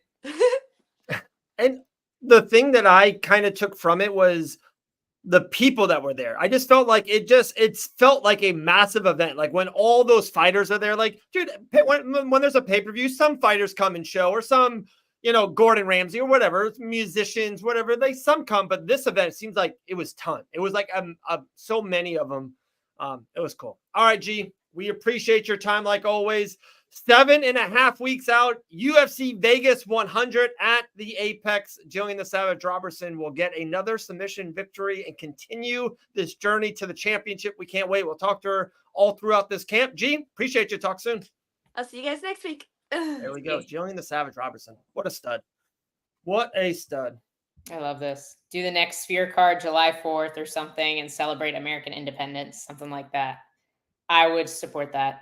Yeah. But at one point, the ring girls have to dress up like red coats or something. Something crazy. Red coats. Isn't that what they're called? The British soldiers? Like the freaking, I don't know. We need some Revolutionary War ring girls. With the muskets? With the muskets. The round signs can be at the top of the muskets. Crazy. How's getting back to training? How's life in El Dawson's world? It's pretty good. It's pretty good. Training. I'm sore. Back to being sore. You're back to getting sweaty L on the show. So we love Sweaty L. We love Sweaty L. How is your husband? He's close. That's a couple weeks out. Yeah, we leave. We've got like 3 more weeks of work and then fight week. Wow. So coming up. So maybe next week or the week after that, we can try to sneak one more time with Grant Dawson on the Great Fight Banana Show. That'd be cool. I know it's homerish, and that's fine. People can say that about me. After watching Merab and especially Valentina to not kind of fight in a flashy striking style, I'm like, dude, Grant and Gillian, I've always felt this deep down in my heart and soul and gut. Like, oh, they're going to be world champions one day. And it's more than ever. After watching Saturday's card, I'm like, dude, that was my thing. I was like, dude, Grant's going to be a world champion. It's going to happen. Let's go. Well, and I obviously agree, not at all biased, but it's funny because I feel like maybe like less than a year ago, you and I were having this conversation where I felt like it was about to be an era of striking champions because Leon knocked out Usman, and then we had Sean O'Malley. Yeah. And I think that was very short-lived. You know, like we're seeing, it's just grappling is so dominant in this sport. And I think there's a handful of guys who can make it to the top with the right matchups or even with Leon. Leon didn't necessarily have like an easy path to the title by any means. He just, he fought really well and styles match up differently, and Bilal's style matches up. No, I'm going to triple down what you just said there. Merab didn't have an easy run. Let's just be honest. When you're a grappler, the UFC, Dana White, matchmakers. Well, I was talking about O'Malley having an easier run. My fault. I was talking about Leon and O'Malley more so. I just think so I'm going the opposite then with it. I just think grapplers will have a hard run to the championship. But if you just keep winning fights, like they could not give Bilal the title shot. He just kept on winning. Like sooner or later, you beat enough top 5, top 10, top 15 guys, you fight for the championship. Like 100%, yeah. Grant wins this one. He fights Patty, or he fights, Jalen Turner. He beats that one. He's going to fight, Benoit Saint Denis, Fiziev. He wins that one. He's going to fight Oliveira, Chandler, right in that spot. He beats that one. He fights for the championship. Like like you said, eventually you'll get there. Like these guys just kept winning. Merab kept winning, and I loved his. I don't know if you saw the interview he did, just talking about Aljo. But he, people asked him, if he regretted, because part of the reason it took him so long to get a title shot is he didn't want to fight Aljamain Sterling, who's one of his best friends. Yeah. But and I think they were a little bit upset with him for that, So they put him on the back burner for a while, and he was like, "Oh no, I do it all over again." He's like, "I don't want to fight my best friend," which I love and respect. So I thought that was a pretty cool interview that Merab did. It was cool, and I just love that he said that. Like he won the championship in the UFC in his way. Like, and you don't get to do that. Sometimes you have to sell your soul. You have to do shit to people who don't like to do it. But talking about someone who has got a big fight coming up in a couple weeks, American Top Team. I think he's there right now. Just got done training, doing what he does best. Talking about the problem, Chris Duncan on his show. What's up, man? What's up, Chris? How are you? What's up? How was sparring today? Good, thanks. Good. 4 rounds in the bag, and then I went and run 4 miles. So happy that's done. Happy that's done. I love it, man. I love it. My man, when the UFC Paris fight, all that it came to be, some people love traveling to those sites. Sometimes they would love to fight at the Apex or less taxes, all that stuff. Did it matter to you, or you're just happy? Of course. A pretty big card. I think the card's absolutely stacked, by the way, too. Are you just pumped to be on another big card, UFC Paris? The good thing for this is it's quite close to home. So I'll travel back maybe 4 days before I have to go to fight week with UFC. So it's kind of like a double-edged sword, 2 birds, 1 stone, as they call it back home, that I'll get to go home for a couple of days, get the kind of comfortabilities of my family, get to eat the food that I'm used to, have my car. That's another one. So I'll go home and enjoy time with the family, and then I don't need to spend fucking, sorry for swearing, but the full week there at fight camp. So I can go as late as Tuesday, and then the week goes in really fast, because there's nothing worse hanging about the hotel room waiting on interviews, all that sort of stuff. So, and also, let's be honest, you don't get a choice where you go. Sean Shelby tells you where to go and tells you when to turn up. So, yes, boss. And I believe you're opening up the card this time, right? First fight on the card. You love that? You're happy to? That's my question. You're happy to be done early? So happy. To be honest, like I like going in, seeing the arena empty, having a quick walk around the cage, getting the feel for the cage, and then getting the job done in spectacular fashion, and then getting up the road. And I don't even think I'm going to stay and watch the fights. I think I'm just going to go home. I have another teammate of mine, Robert Whiteford, who's fighting on PFL. So I'm probably going to go back and watch that fight. I'm just going to shut off from all the outside world and enjoy the moment. Love it. After your win, of course, after your win, my man, someone just put it in the comment section here, and us, of course, L more than ever with being at the gym and stuff. You became quickly a fan favorite, Chris. Like, people cannot wait for your fights. Your fighting style, of course, is a very fan friendly. Is that like cool to you when you hear that? Do you not care at all? Do you care just about winning, money, family? Like, is that a cool thing? Like, yeah, that is awesome that the fans, come for my fights, want to watch my fights. No, definitely. That's great to hear that. Deep down inside, I always remember watching a couple of videos online of a guy, it was a young disabled child going into the ring with Tyson Fury at one point, and it was you could just see in the kid's eyes it was his dream to be in the cage. So it's good that I can inspire others, and deep down inside I want to inspire other people to obviously chase dreams and other things like that. But mainly, like, my fighting style is changing every fight camp. That's why I'm called The Problem. So I'm in the gym with these killers every single day. So I'm looking to adapt and bring out different things when it comes to different fights and show my true skill set. Because at the end of the day, when it comes to fighting and the MMA, if you're good at one attribute, it's just not going to cut it anymore with these high level guys, So you constantly need to be upskilling, getting better, working on your grappling, working on your striking, work down your defense, also nutrition, strength and conditioning. This is a crazy sport. There's so many ways to win and lose. So you need to be upskilling every single camp. I totally believe that. I got one more, L, then you definitely take it away. You mentioned kind of a kid watching Tyson Fury, living the dream. I guess just when you said that, I'm going to ask you maybe a bluntly question. Are you living your dream, Chris? Is this like, can you ever imagine, yeah, man, I'm UFC fighting on the biggest promotion in the world, providing for the fan? Like, are you absolutely living out your dream right now? Yeah, absolutely. Since before I could even remember, when I started MMA in 2014, the end goal was always in the back of my mind to become, get into the UFC. And, every time I blew out candles, every time I seen a shooting star, every time I put something in a well, I would always say I want to be in the UFC. So, affirmations are true, or affirmations work. If you constantly tell yourself you want to be something, it will turn out like that. I'm never big on shouting it to people. I've never been that way. I've never been like, I'm going to be in the UFC. I'm going to be UFC champion.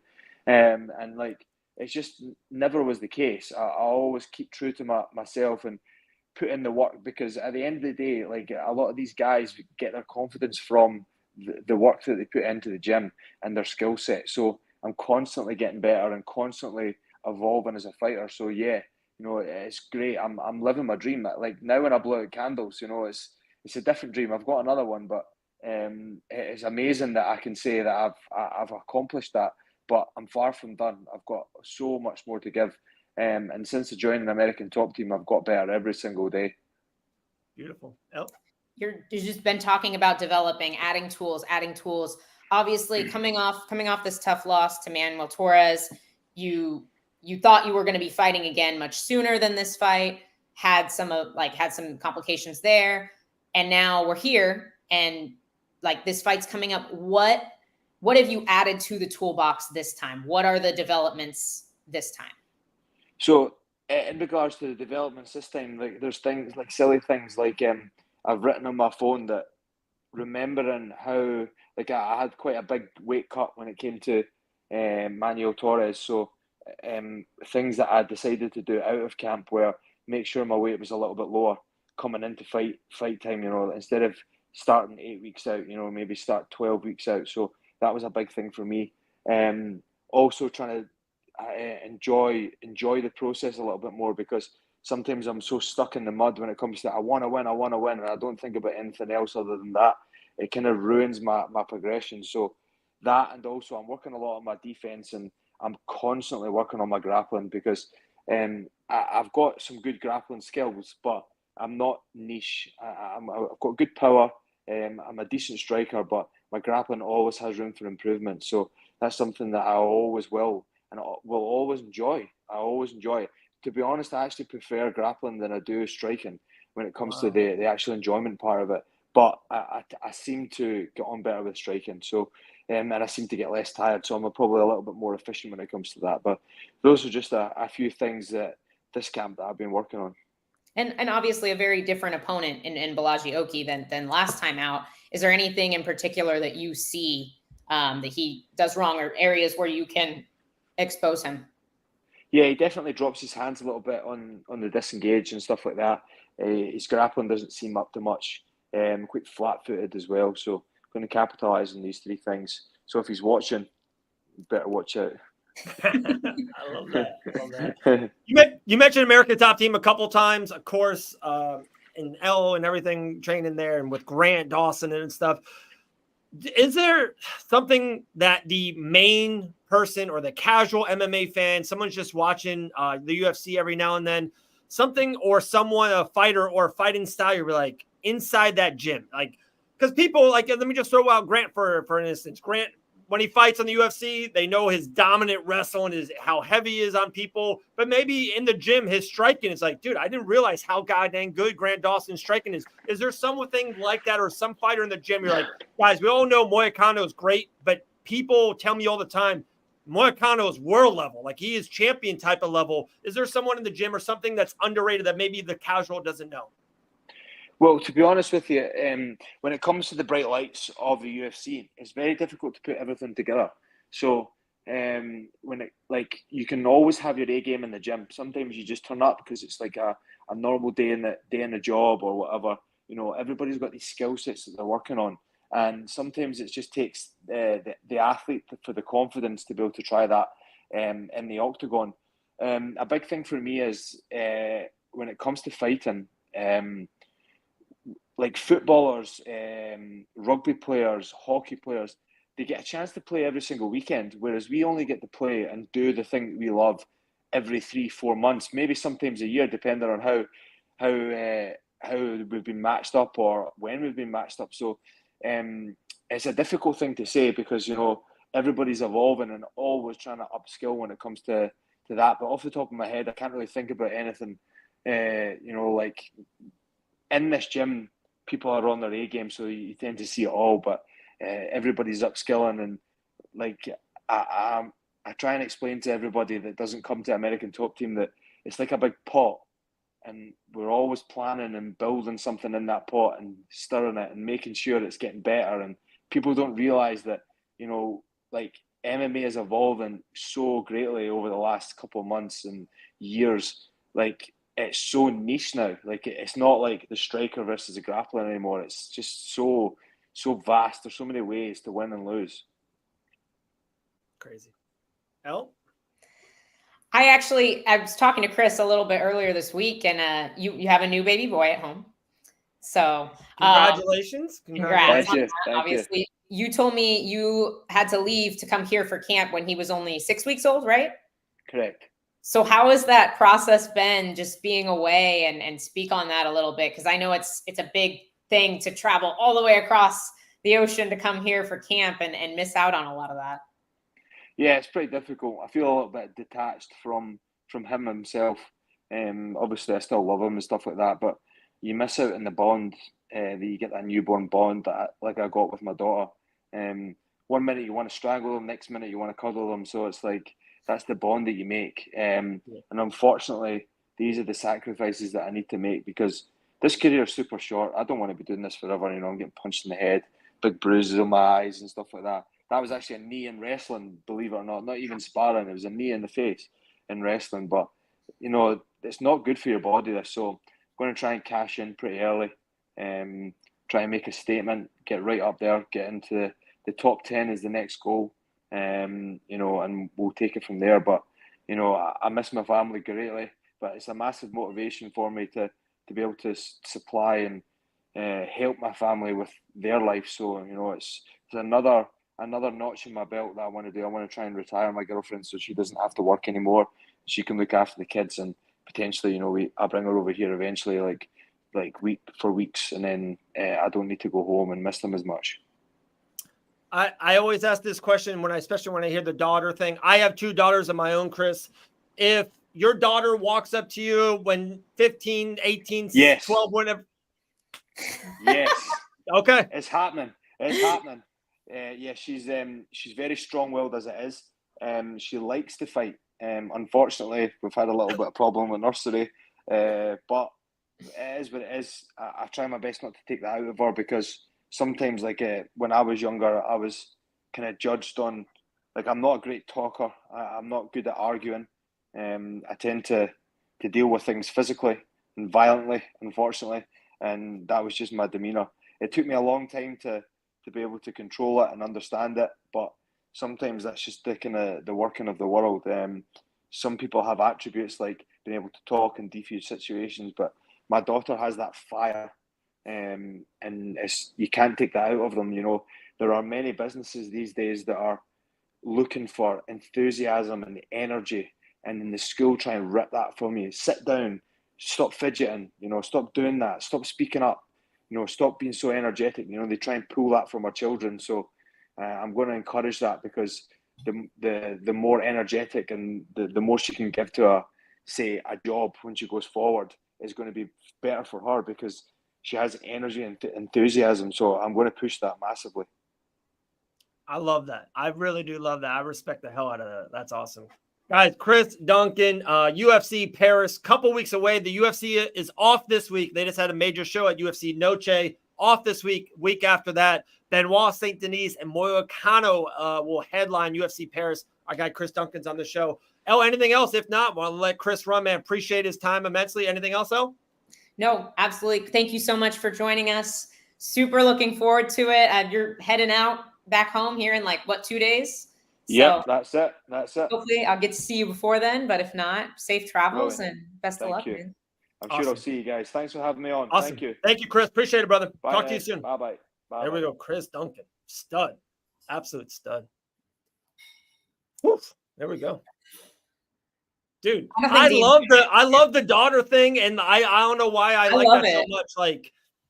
People, and it is true, not to get so corny on people, right? I literally was living my dream this past weekend. I was in Las Vegas for the biggest week in combat sports, maybe of the whole year. Out there for 4 days, interviewing, talking with Canelo Alvarez, going to the Sphere for the weigh-ins for UFC Noche, seeing all this stuff, getting media access tickets. I was absolutely living my dream. And if anyone is not doing that, I feel bad. Not pity, but it's anyone that's not living out their dream should stop doing what they're doing and go for it. Just go for it. If you just keep doing what you want to do, just keep doing, just not stop.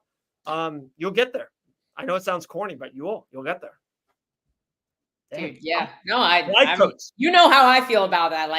There are no such thing as backup plans, in my opinion. Yeah. I think backup plans are the same thing as excuses.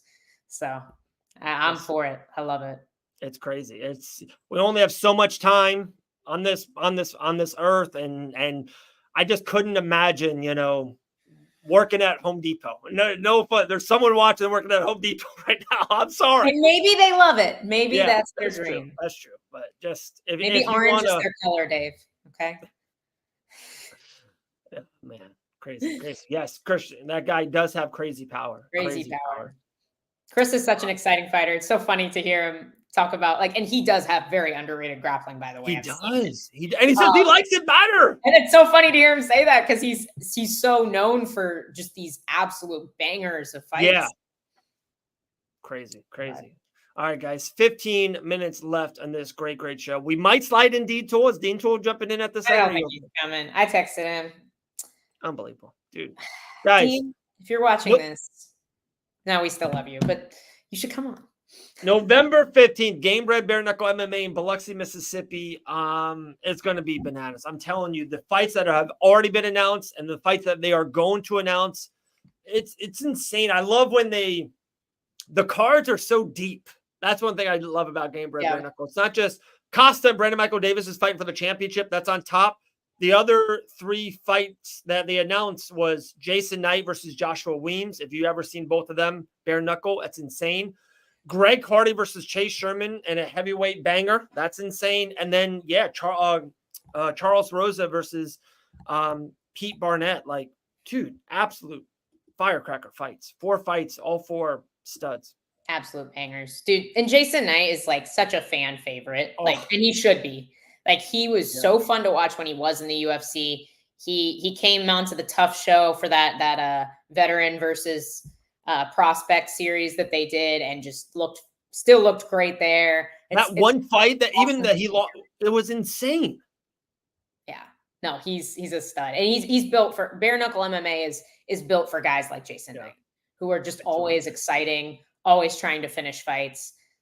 Like, I'm very, very excited to see him in there as well. Totally agree. Appreciate Randy Costa coming on, Gillian the Savage Robertson, Chris Duncan. All right, if you could, like, dude, what they announced UFC 309. Let's rewind back to that. John Jones, Stipe Miocic as the main event. Charles Oliveira, Michael Chandler's the co. I saw the other fights. They had some good fights on it. I feel like they didn't have a. Nickel and Paul Craig. No, that doesn't do it for you. It doesn't do it for me. Am I off on that, guys? I'm excited to watch Natalia Silva fight Viviane Araújo. That's a really good fight. That's a really good fight. It won't get the love or the pub that it needs. Bo Nickel will definitely get more of that. Weidman versus Eric Anders. Like, I love that fight. That fight to me is awesome. It's interesting. Like, I feel like we haven't seen Anders in a while. He's not super active. And then Weidman just won't go away. He's just that guy. He's just still here, and more power to him. But do we get another eye poke performance, or you think this one's nice and clean? I'm stoked to see Dominic Reyes back. I'm so happy. He was just I was such a huge fan of Dominic Reyes during his big run. I am of the party that thinks that Dominic Reyes absolutely beat John Jones. I was so high on him, and it was so sad to kind of see him take the just loss after loss for a while there. And I feel like he's back. He seems like he's having a resurgence here. So I think he slaughters Anthony Smith. I think he runs right through him. I think he will. And I feel like Anthony Smith has become that guy. Yeah. Like, we've seen him fall to the guys who are eventually making title runs, and we see him stop the young prospects that just don't quite have it. Yeah. So that's the test in that division is Anthony Smith. He's become that gatekeeper. I don't know why I'm not pumped about Bo Nickel and Paul Craig. I'm just not. It's a big step up for Bo, which is what everybody keeps wanting for him, right? So major step.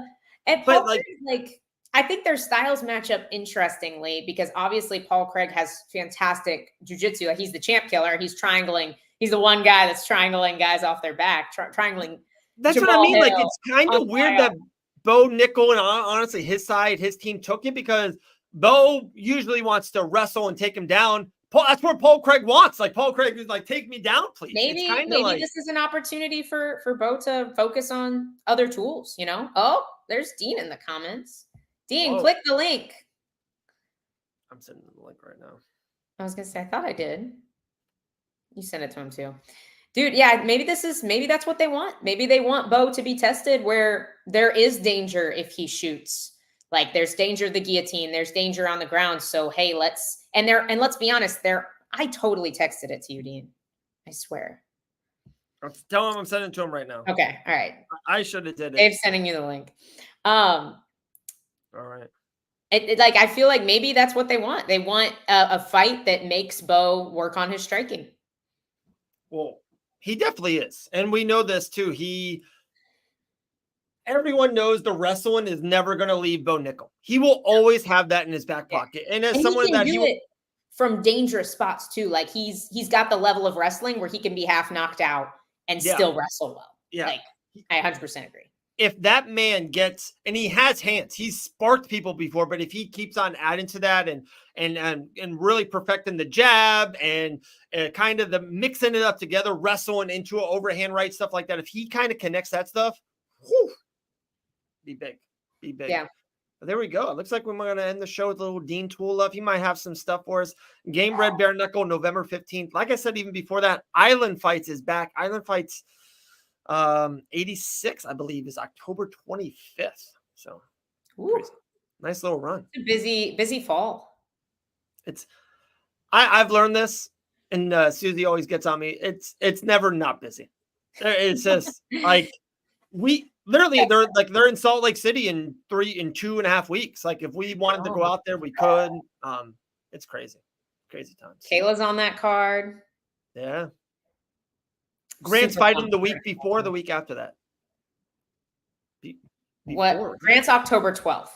Salt Lake City is the week before. Oh no! Salt Lake City, you're right. It's October 5th, I believe. 5th, yeah. 5th. Yeah, October 5th. Yeah. 5th.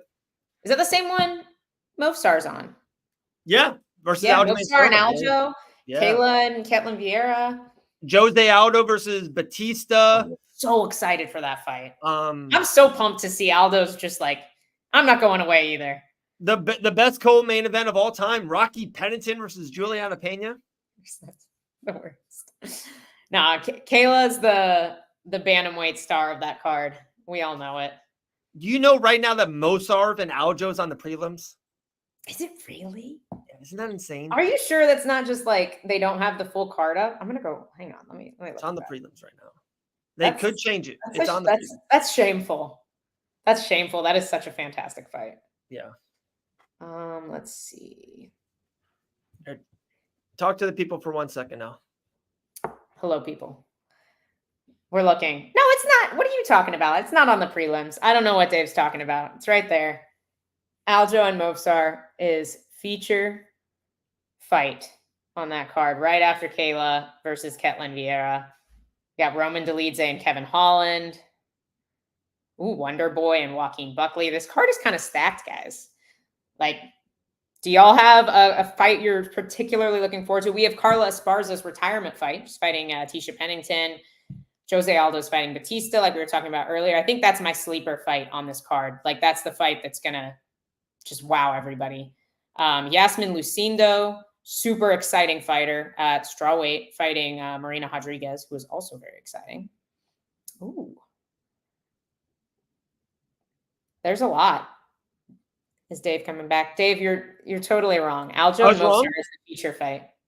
Oh, it is? Oh, that's great. It should be. Yeah, I was like, there's no way. But the rest of the card is absolutely loaded. Like, it's stacked. It really is. I think Wonder Boy and Joaquin Buckley is going to be really interesting. Jeez, that's on the card too? Yeah. And then you have Dolidze fighting Kevin Holland. Holland. Carla Esparza's retirement fight.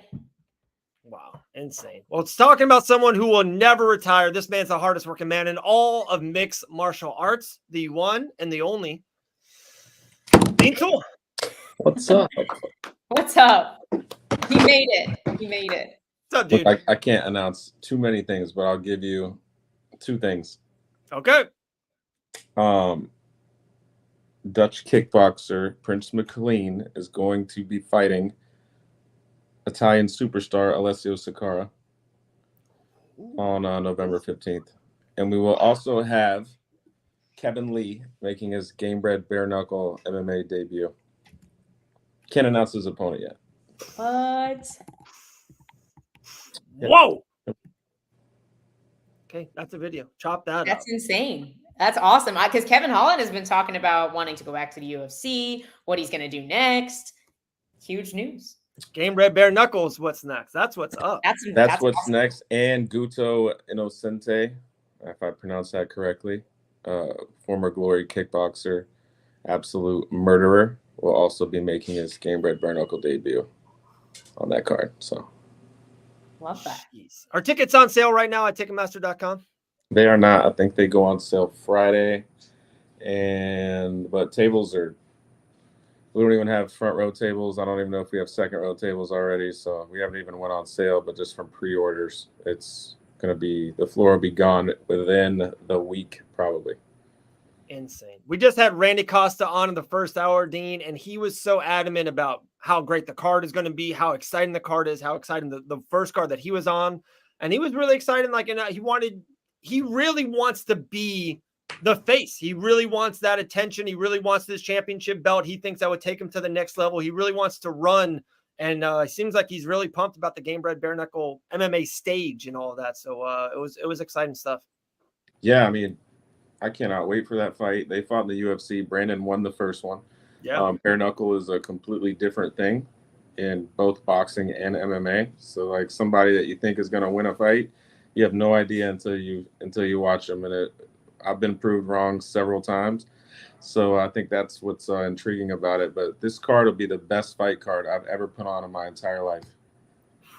I mean, it's loaded. It's and I put on stacked. some pretty cool things, but like this is like absolute barn burners every single fight on the card. Like multiple performance of the night winners in the UFC. 16 total UFC vets on one card. Nobody's doing that. I love that Alessio's on the card. That's awesome. He's a super cool dude. Yeah, awesome. We're trying to it's actually going to be helping us do an event in Italy. So wow. We're doing a lot of stuff next year, but next year will be jam-packed like almost every month. And we should be announcing all bare knuckle or? Well, that's just for Game Bred Bare Knuckle. Wow. We're right about to launch Icon again, and obviously we'll have Game Bred boxing events and island fights.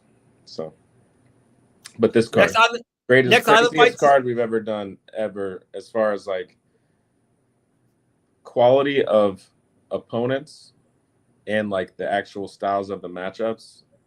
Probably be some of the best fights we've ever put together for sure. Jeez. Ryan, one something you just mentioned island fights. Is the next island fights card on October 25th in Pensacola? Okay. October 25th. Devin Cushing is headlining that. John Gunther and Cam Bennett will both be making their professional debut, which is super cool. That's awesome. Should have their opponent announced in the next day or two. I had to do a bunch of stuff with the Game Bred card. So I'll be right back on that and announcing all those probably this week. But everybody, Corey Stokes is on that card. Roy Jones Jr. has his kid, little phenom kid, Chris Young. There's going to be a lot of talent on that card. I think Clay Witt's back, Blake Anthony. All of those fights will be announced this week. So stacked. What about Icon? Is there a date for the first Icon show? I'm working on the date right now. So we wanted to launch Icon in November, and then the boxing event just pushed us so far back and like completely screwed our schedule up so bad that we got stacked with island fights. And then like a week or 2 weeks after is the Game Bred card. So to fill that in November would be tough. And December and the first couple weeks of January are the worst to do events. Yeah. So I don't know. Maybe we'll launch Icon in January if we don't do something in December, but we're working that out internally right now. So will that be South Florida? Mm-hmm. Yeah, that'll be in Miami. It'll be in a couple different states actually, and then that'll grow.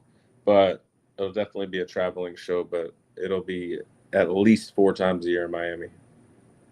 Wow, insane. Kevin Lee debuting Game Bred Bare Knuckle MMA November 15th. Biloxi, Mississippi. Have you seen him cooking? Have you seen all his like barbecue and stuff that he's doing? No, I didn't know he was. I know his brother's like got 18 million followers on TikTok. Yeah, he just reviews food, and he like went and reviewed Kevin. I guess Kevin has like I don't remember I'm gonna look up what it's called. It's like a little. I think it's barbecue. Dean, can you come, maybe someone who hasn't been up in speed on your socials or the Game Bred socials, the 4 fights that have already been announced? We talked to Randy Costa today. We really pushed Costa versus Brandon Michael Davis, but 3 other insane fights have already been announced. Can you run through those, please, sir?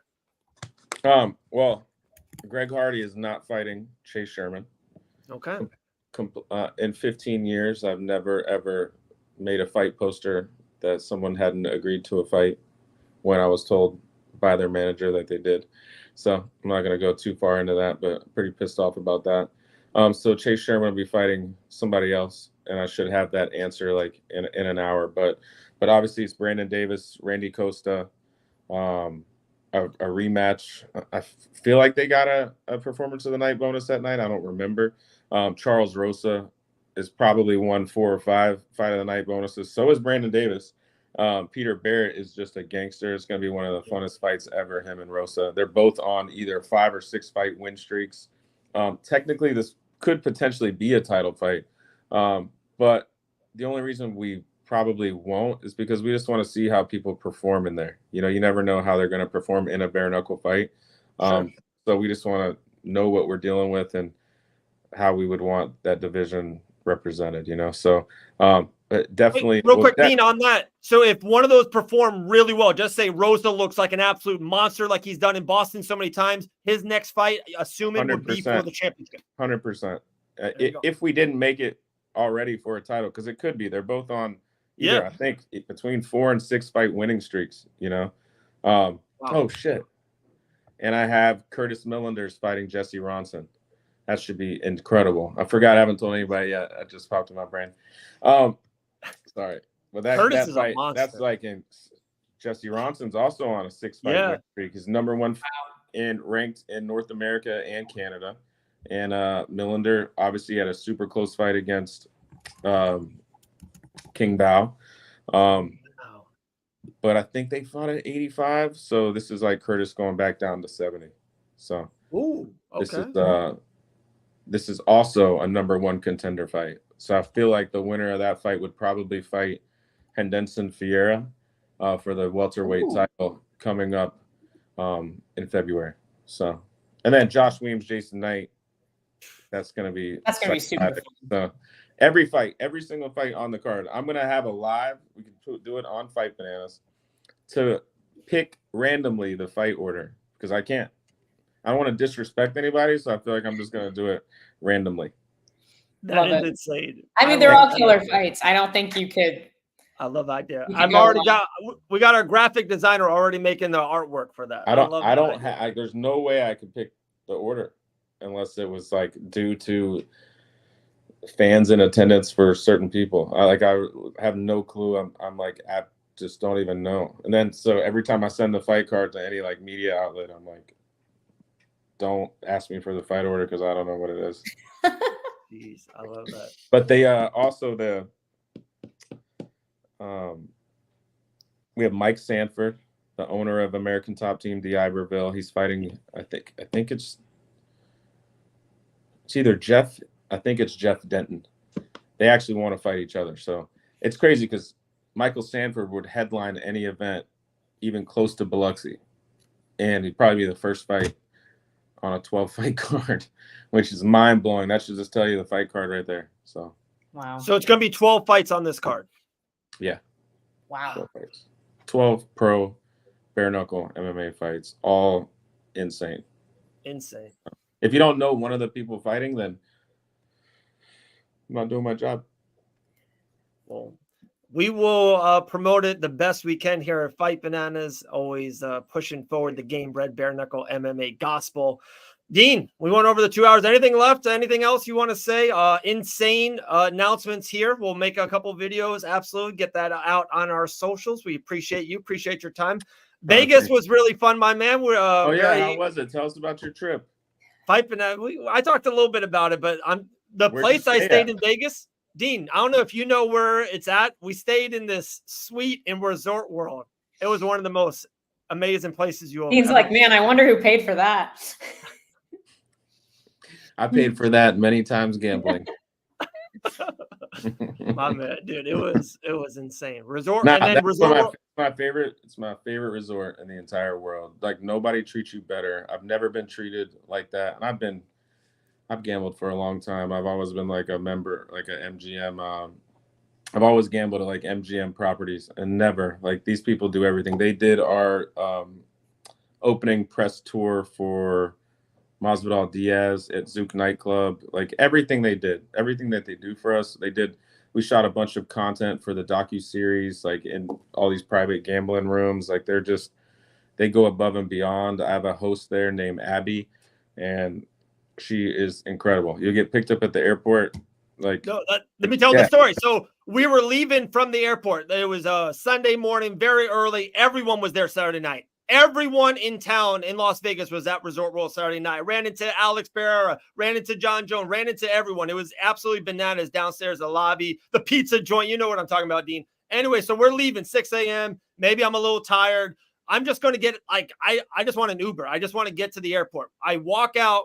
They're like, sir, do you have somewhere anyone picking you up yet? I'm like, no, I'm about to put it in now. They're like, no, we got you. I was like, what do you mean got you? They come around with a Resort World Bentley. They get us in the Bentley. They put us in the back. We got reclining chairs in the back. They take us to the airport, say, good day, sir.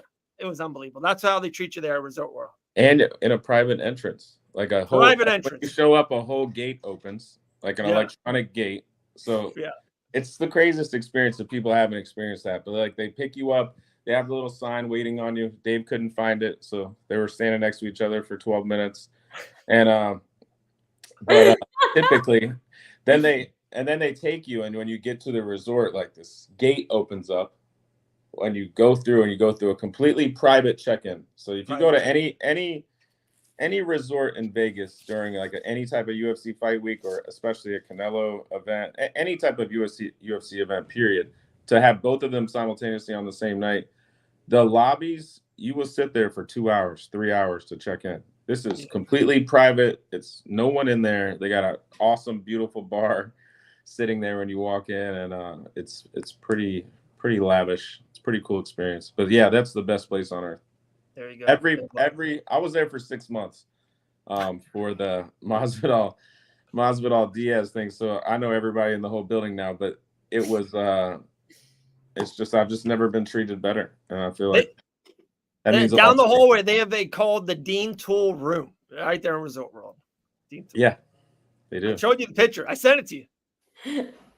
All right, guys. An incredible week, Canelo Alvarez and UFC Noche. But guys, November 15th, Biloxi, Mississippi. It's going to be absolutely bananas. 4 fights already announced. 2 just now, more from Dean Tool. Bangers all across the card. Got one I haven't showed you. One more? Hold on a second. Let me see.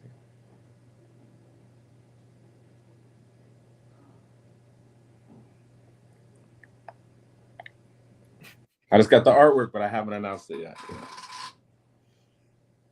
Nice. Sick. Wow. Look at That's that. awesome. I love Alessio. He's such a alert. Yeah, he's awesome, man. So is Prince. Prince's whole team's incredible. He fought Alex Nicholson. He was having an incredible fight right up until it wasn't incredible. But, he was excited. Stylistically, this guy, it's going to be a great fight for sure. So absolutely. Guys, get your tickets Friday. And Alex Nicholson is also on the card. Sorry, I forgot to say that. Unbelievable. Well, so many announcements. I can't say anything yet, but I love Dean's like, I can't give you too many. Gives us like 6 fights right out of the gate. Oh, let's see what else I got. Dude, I love that idea. That would be the first time ever in MMA history that a random live out of a hat will be the fight announcement. Yeah, fight order.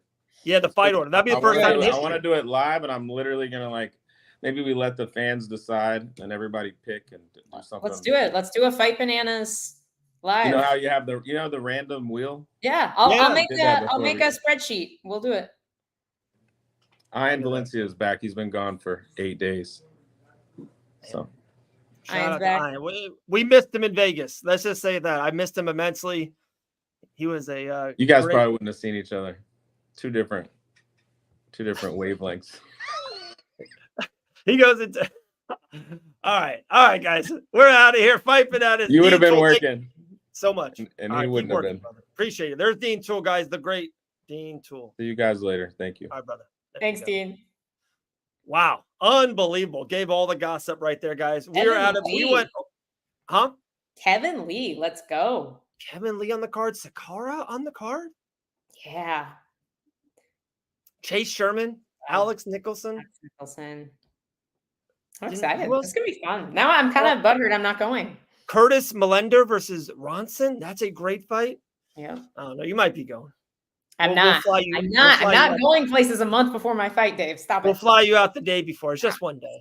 No, it's not. It's not. It's like 3 days total with recovery to get back on my diet. It's not happening. Don't tempt me. All right. We're way over. Yep. We're out. Have a good show, everybody. Say something inspirational for the people. Say something inspirational.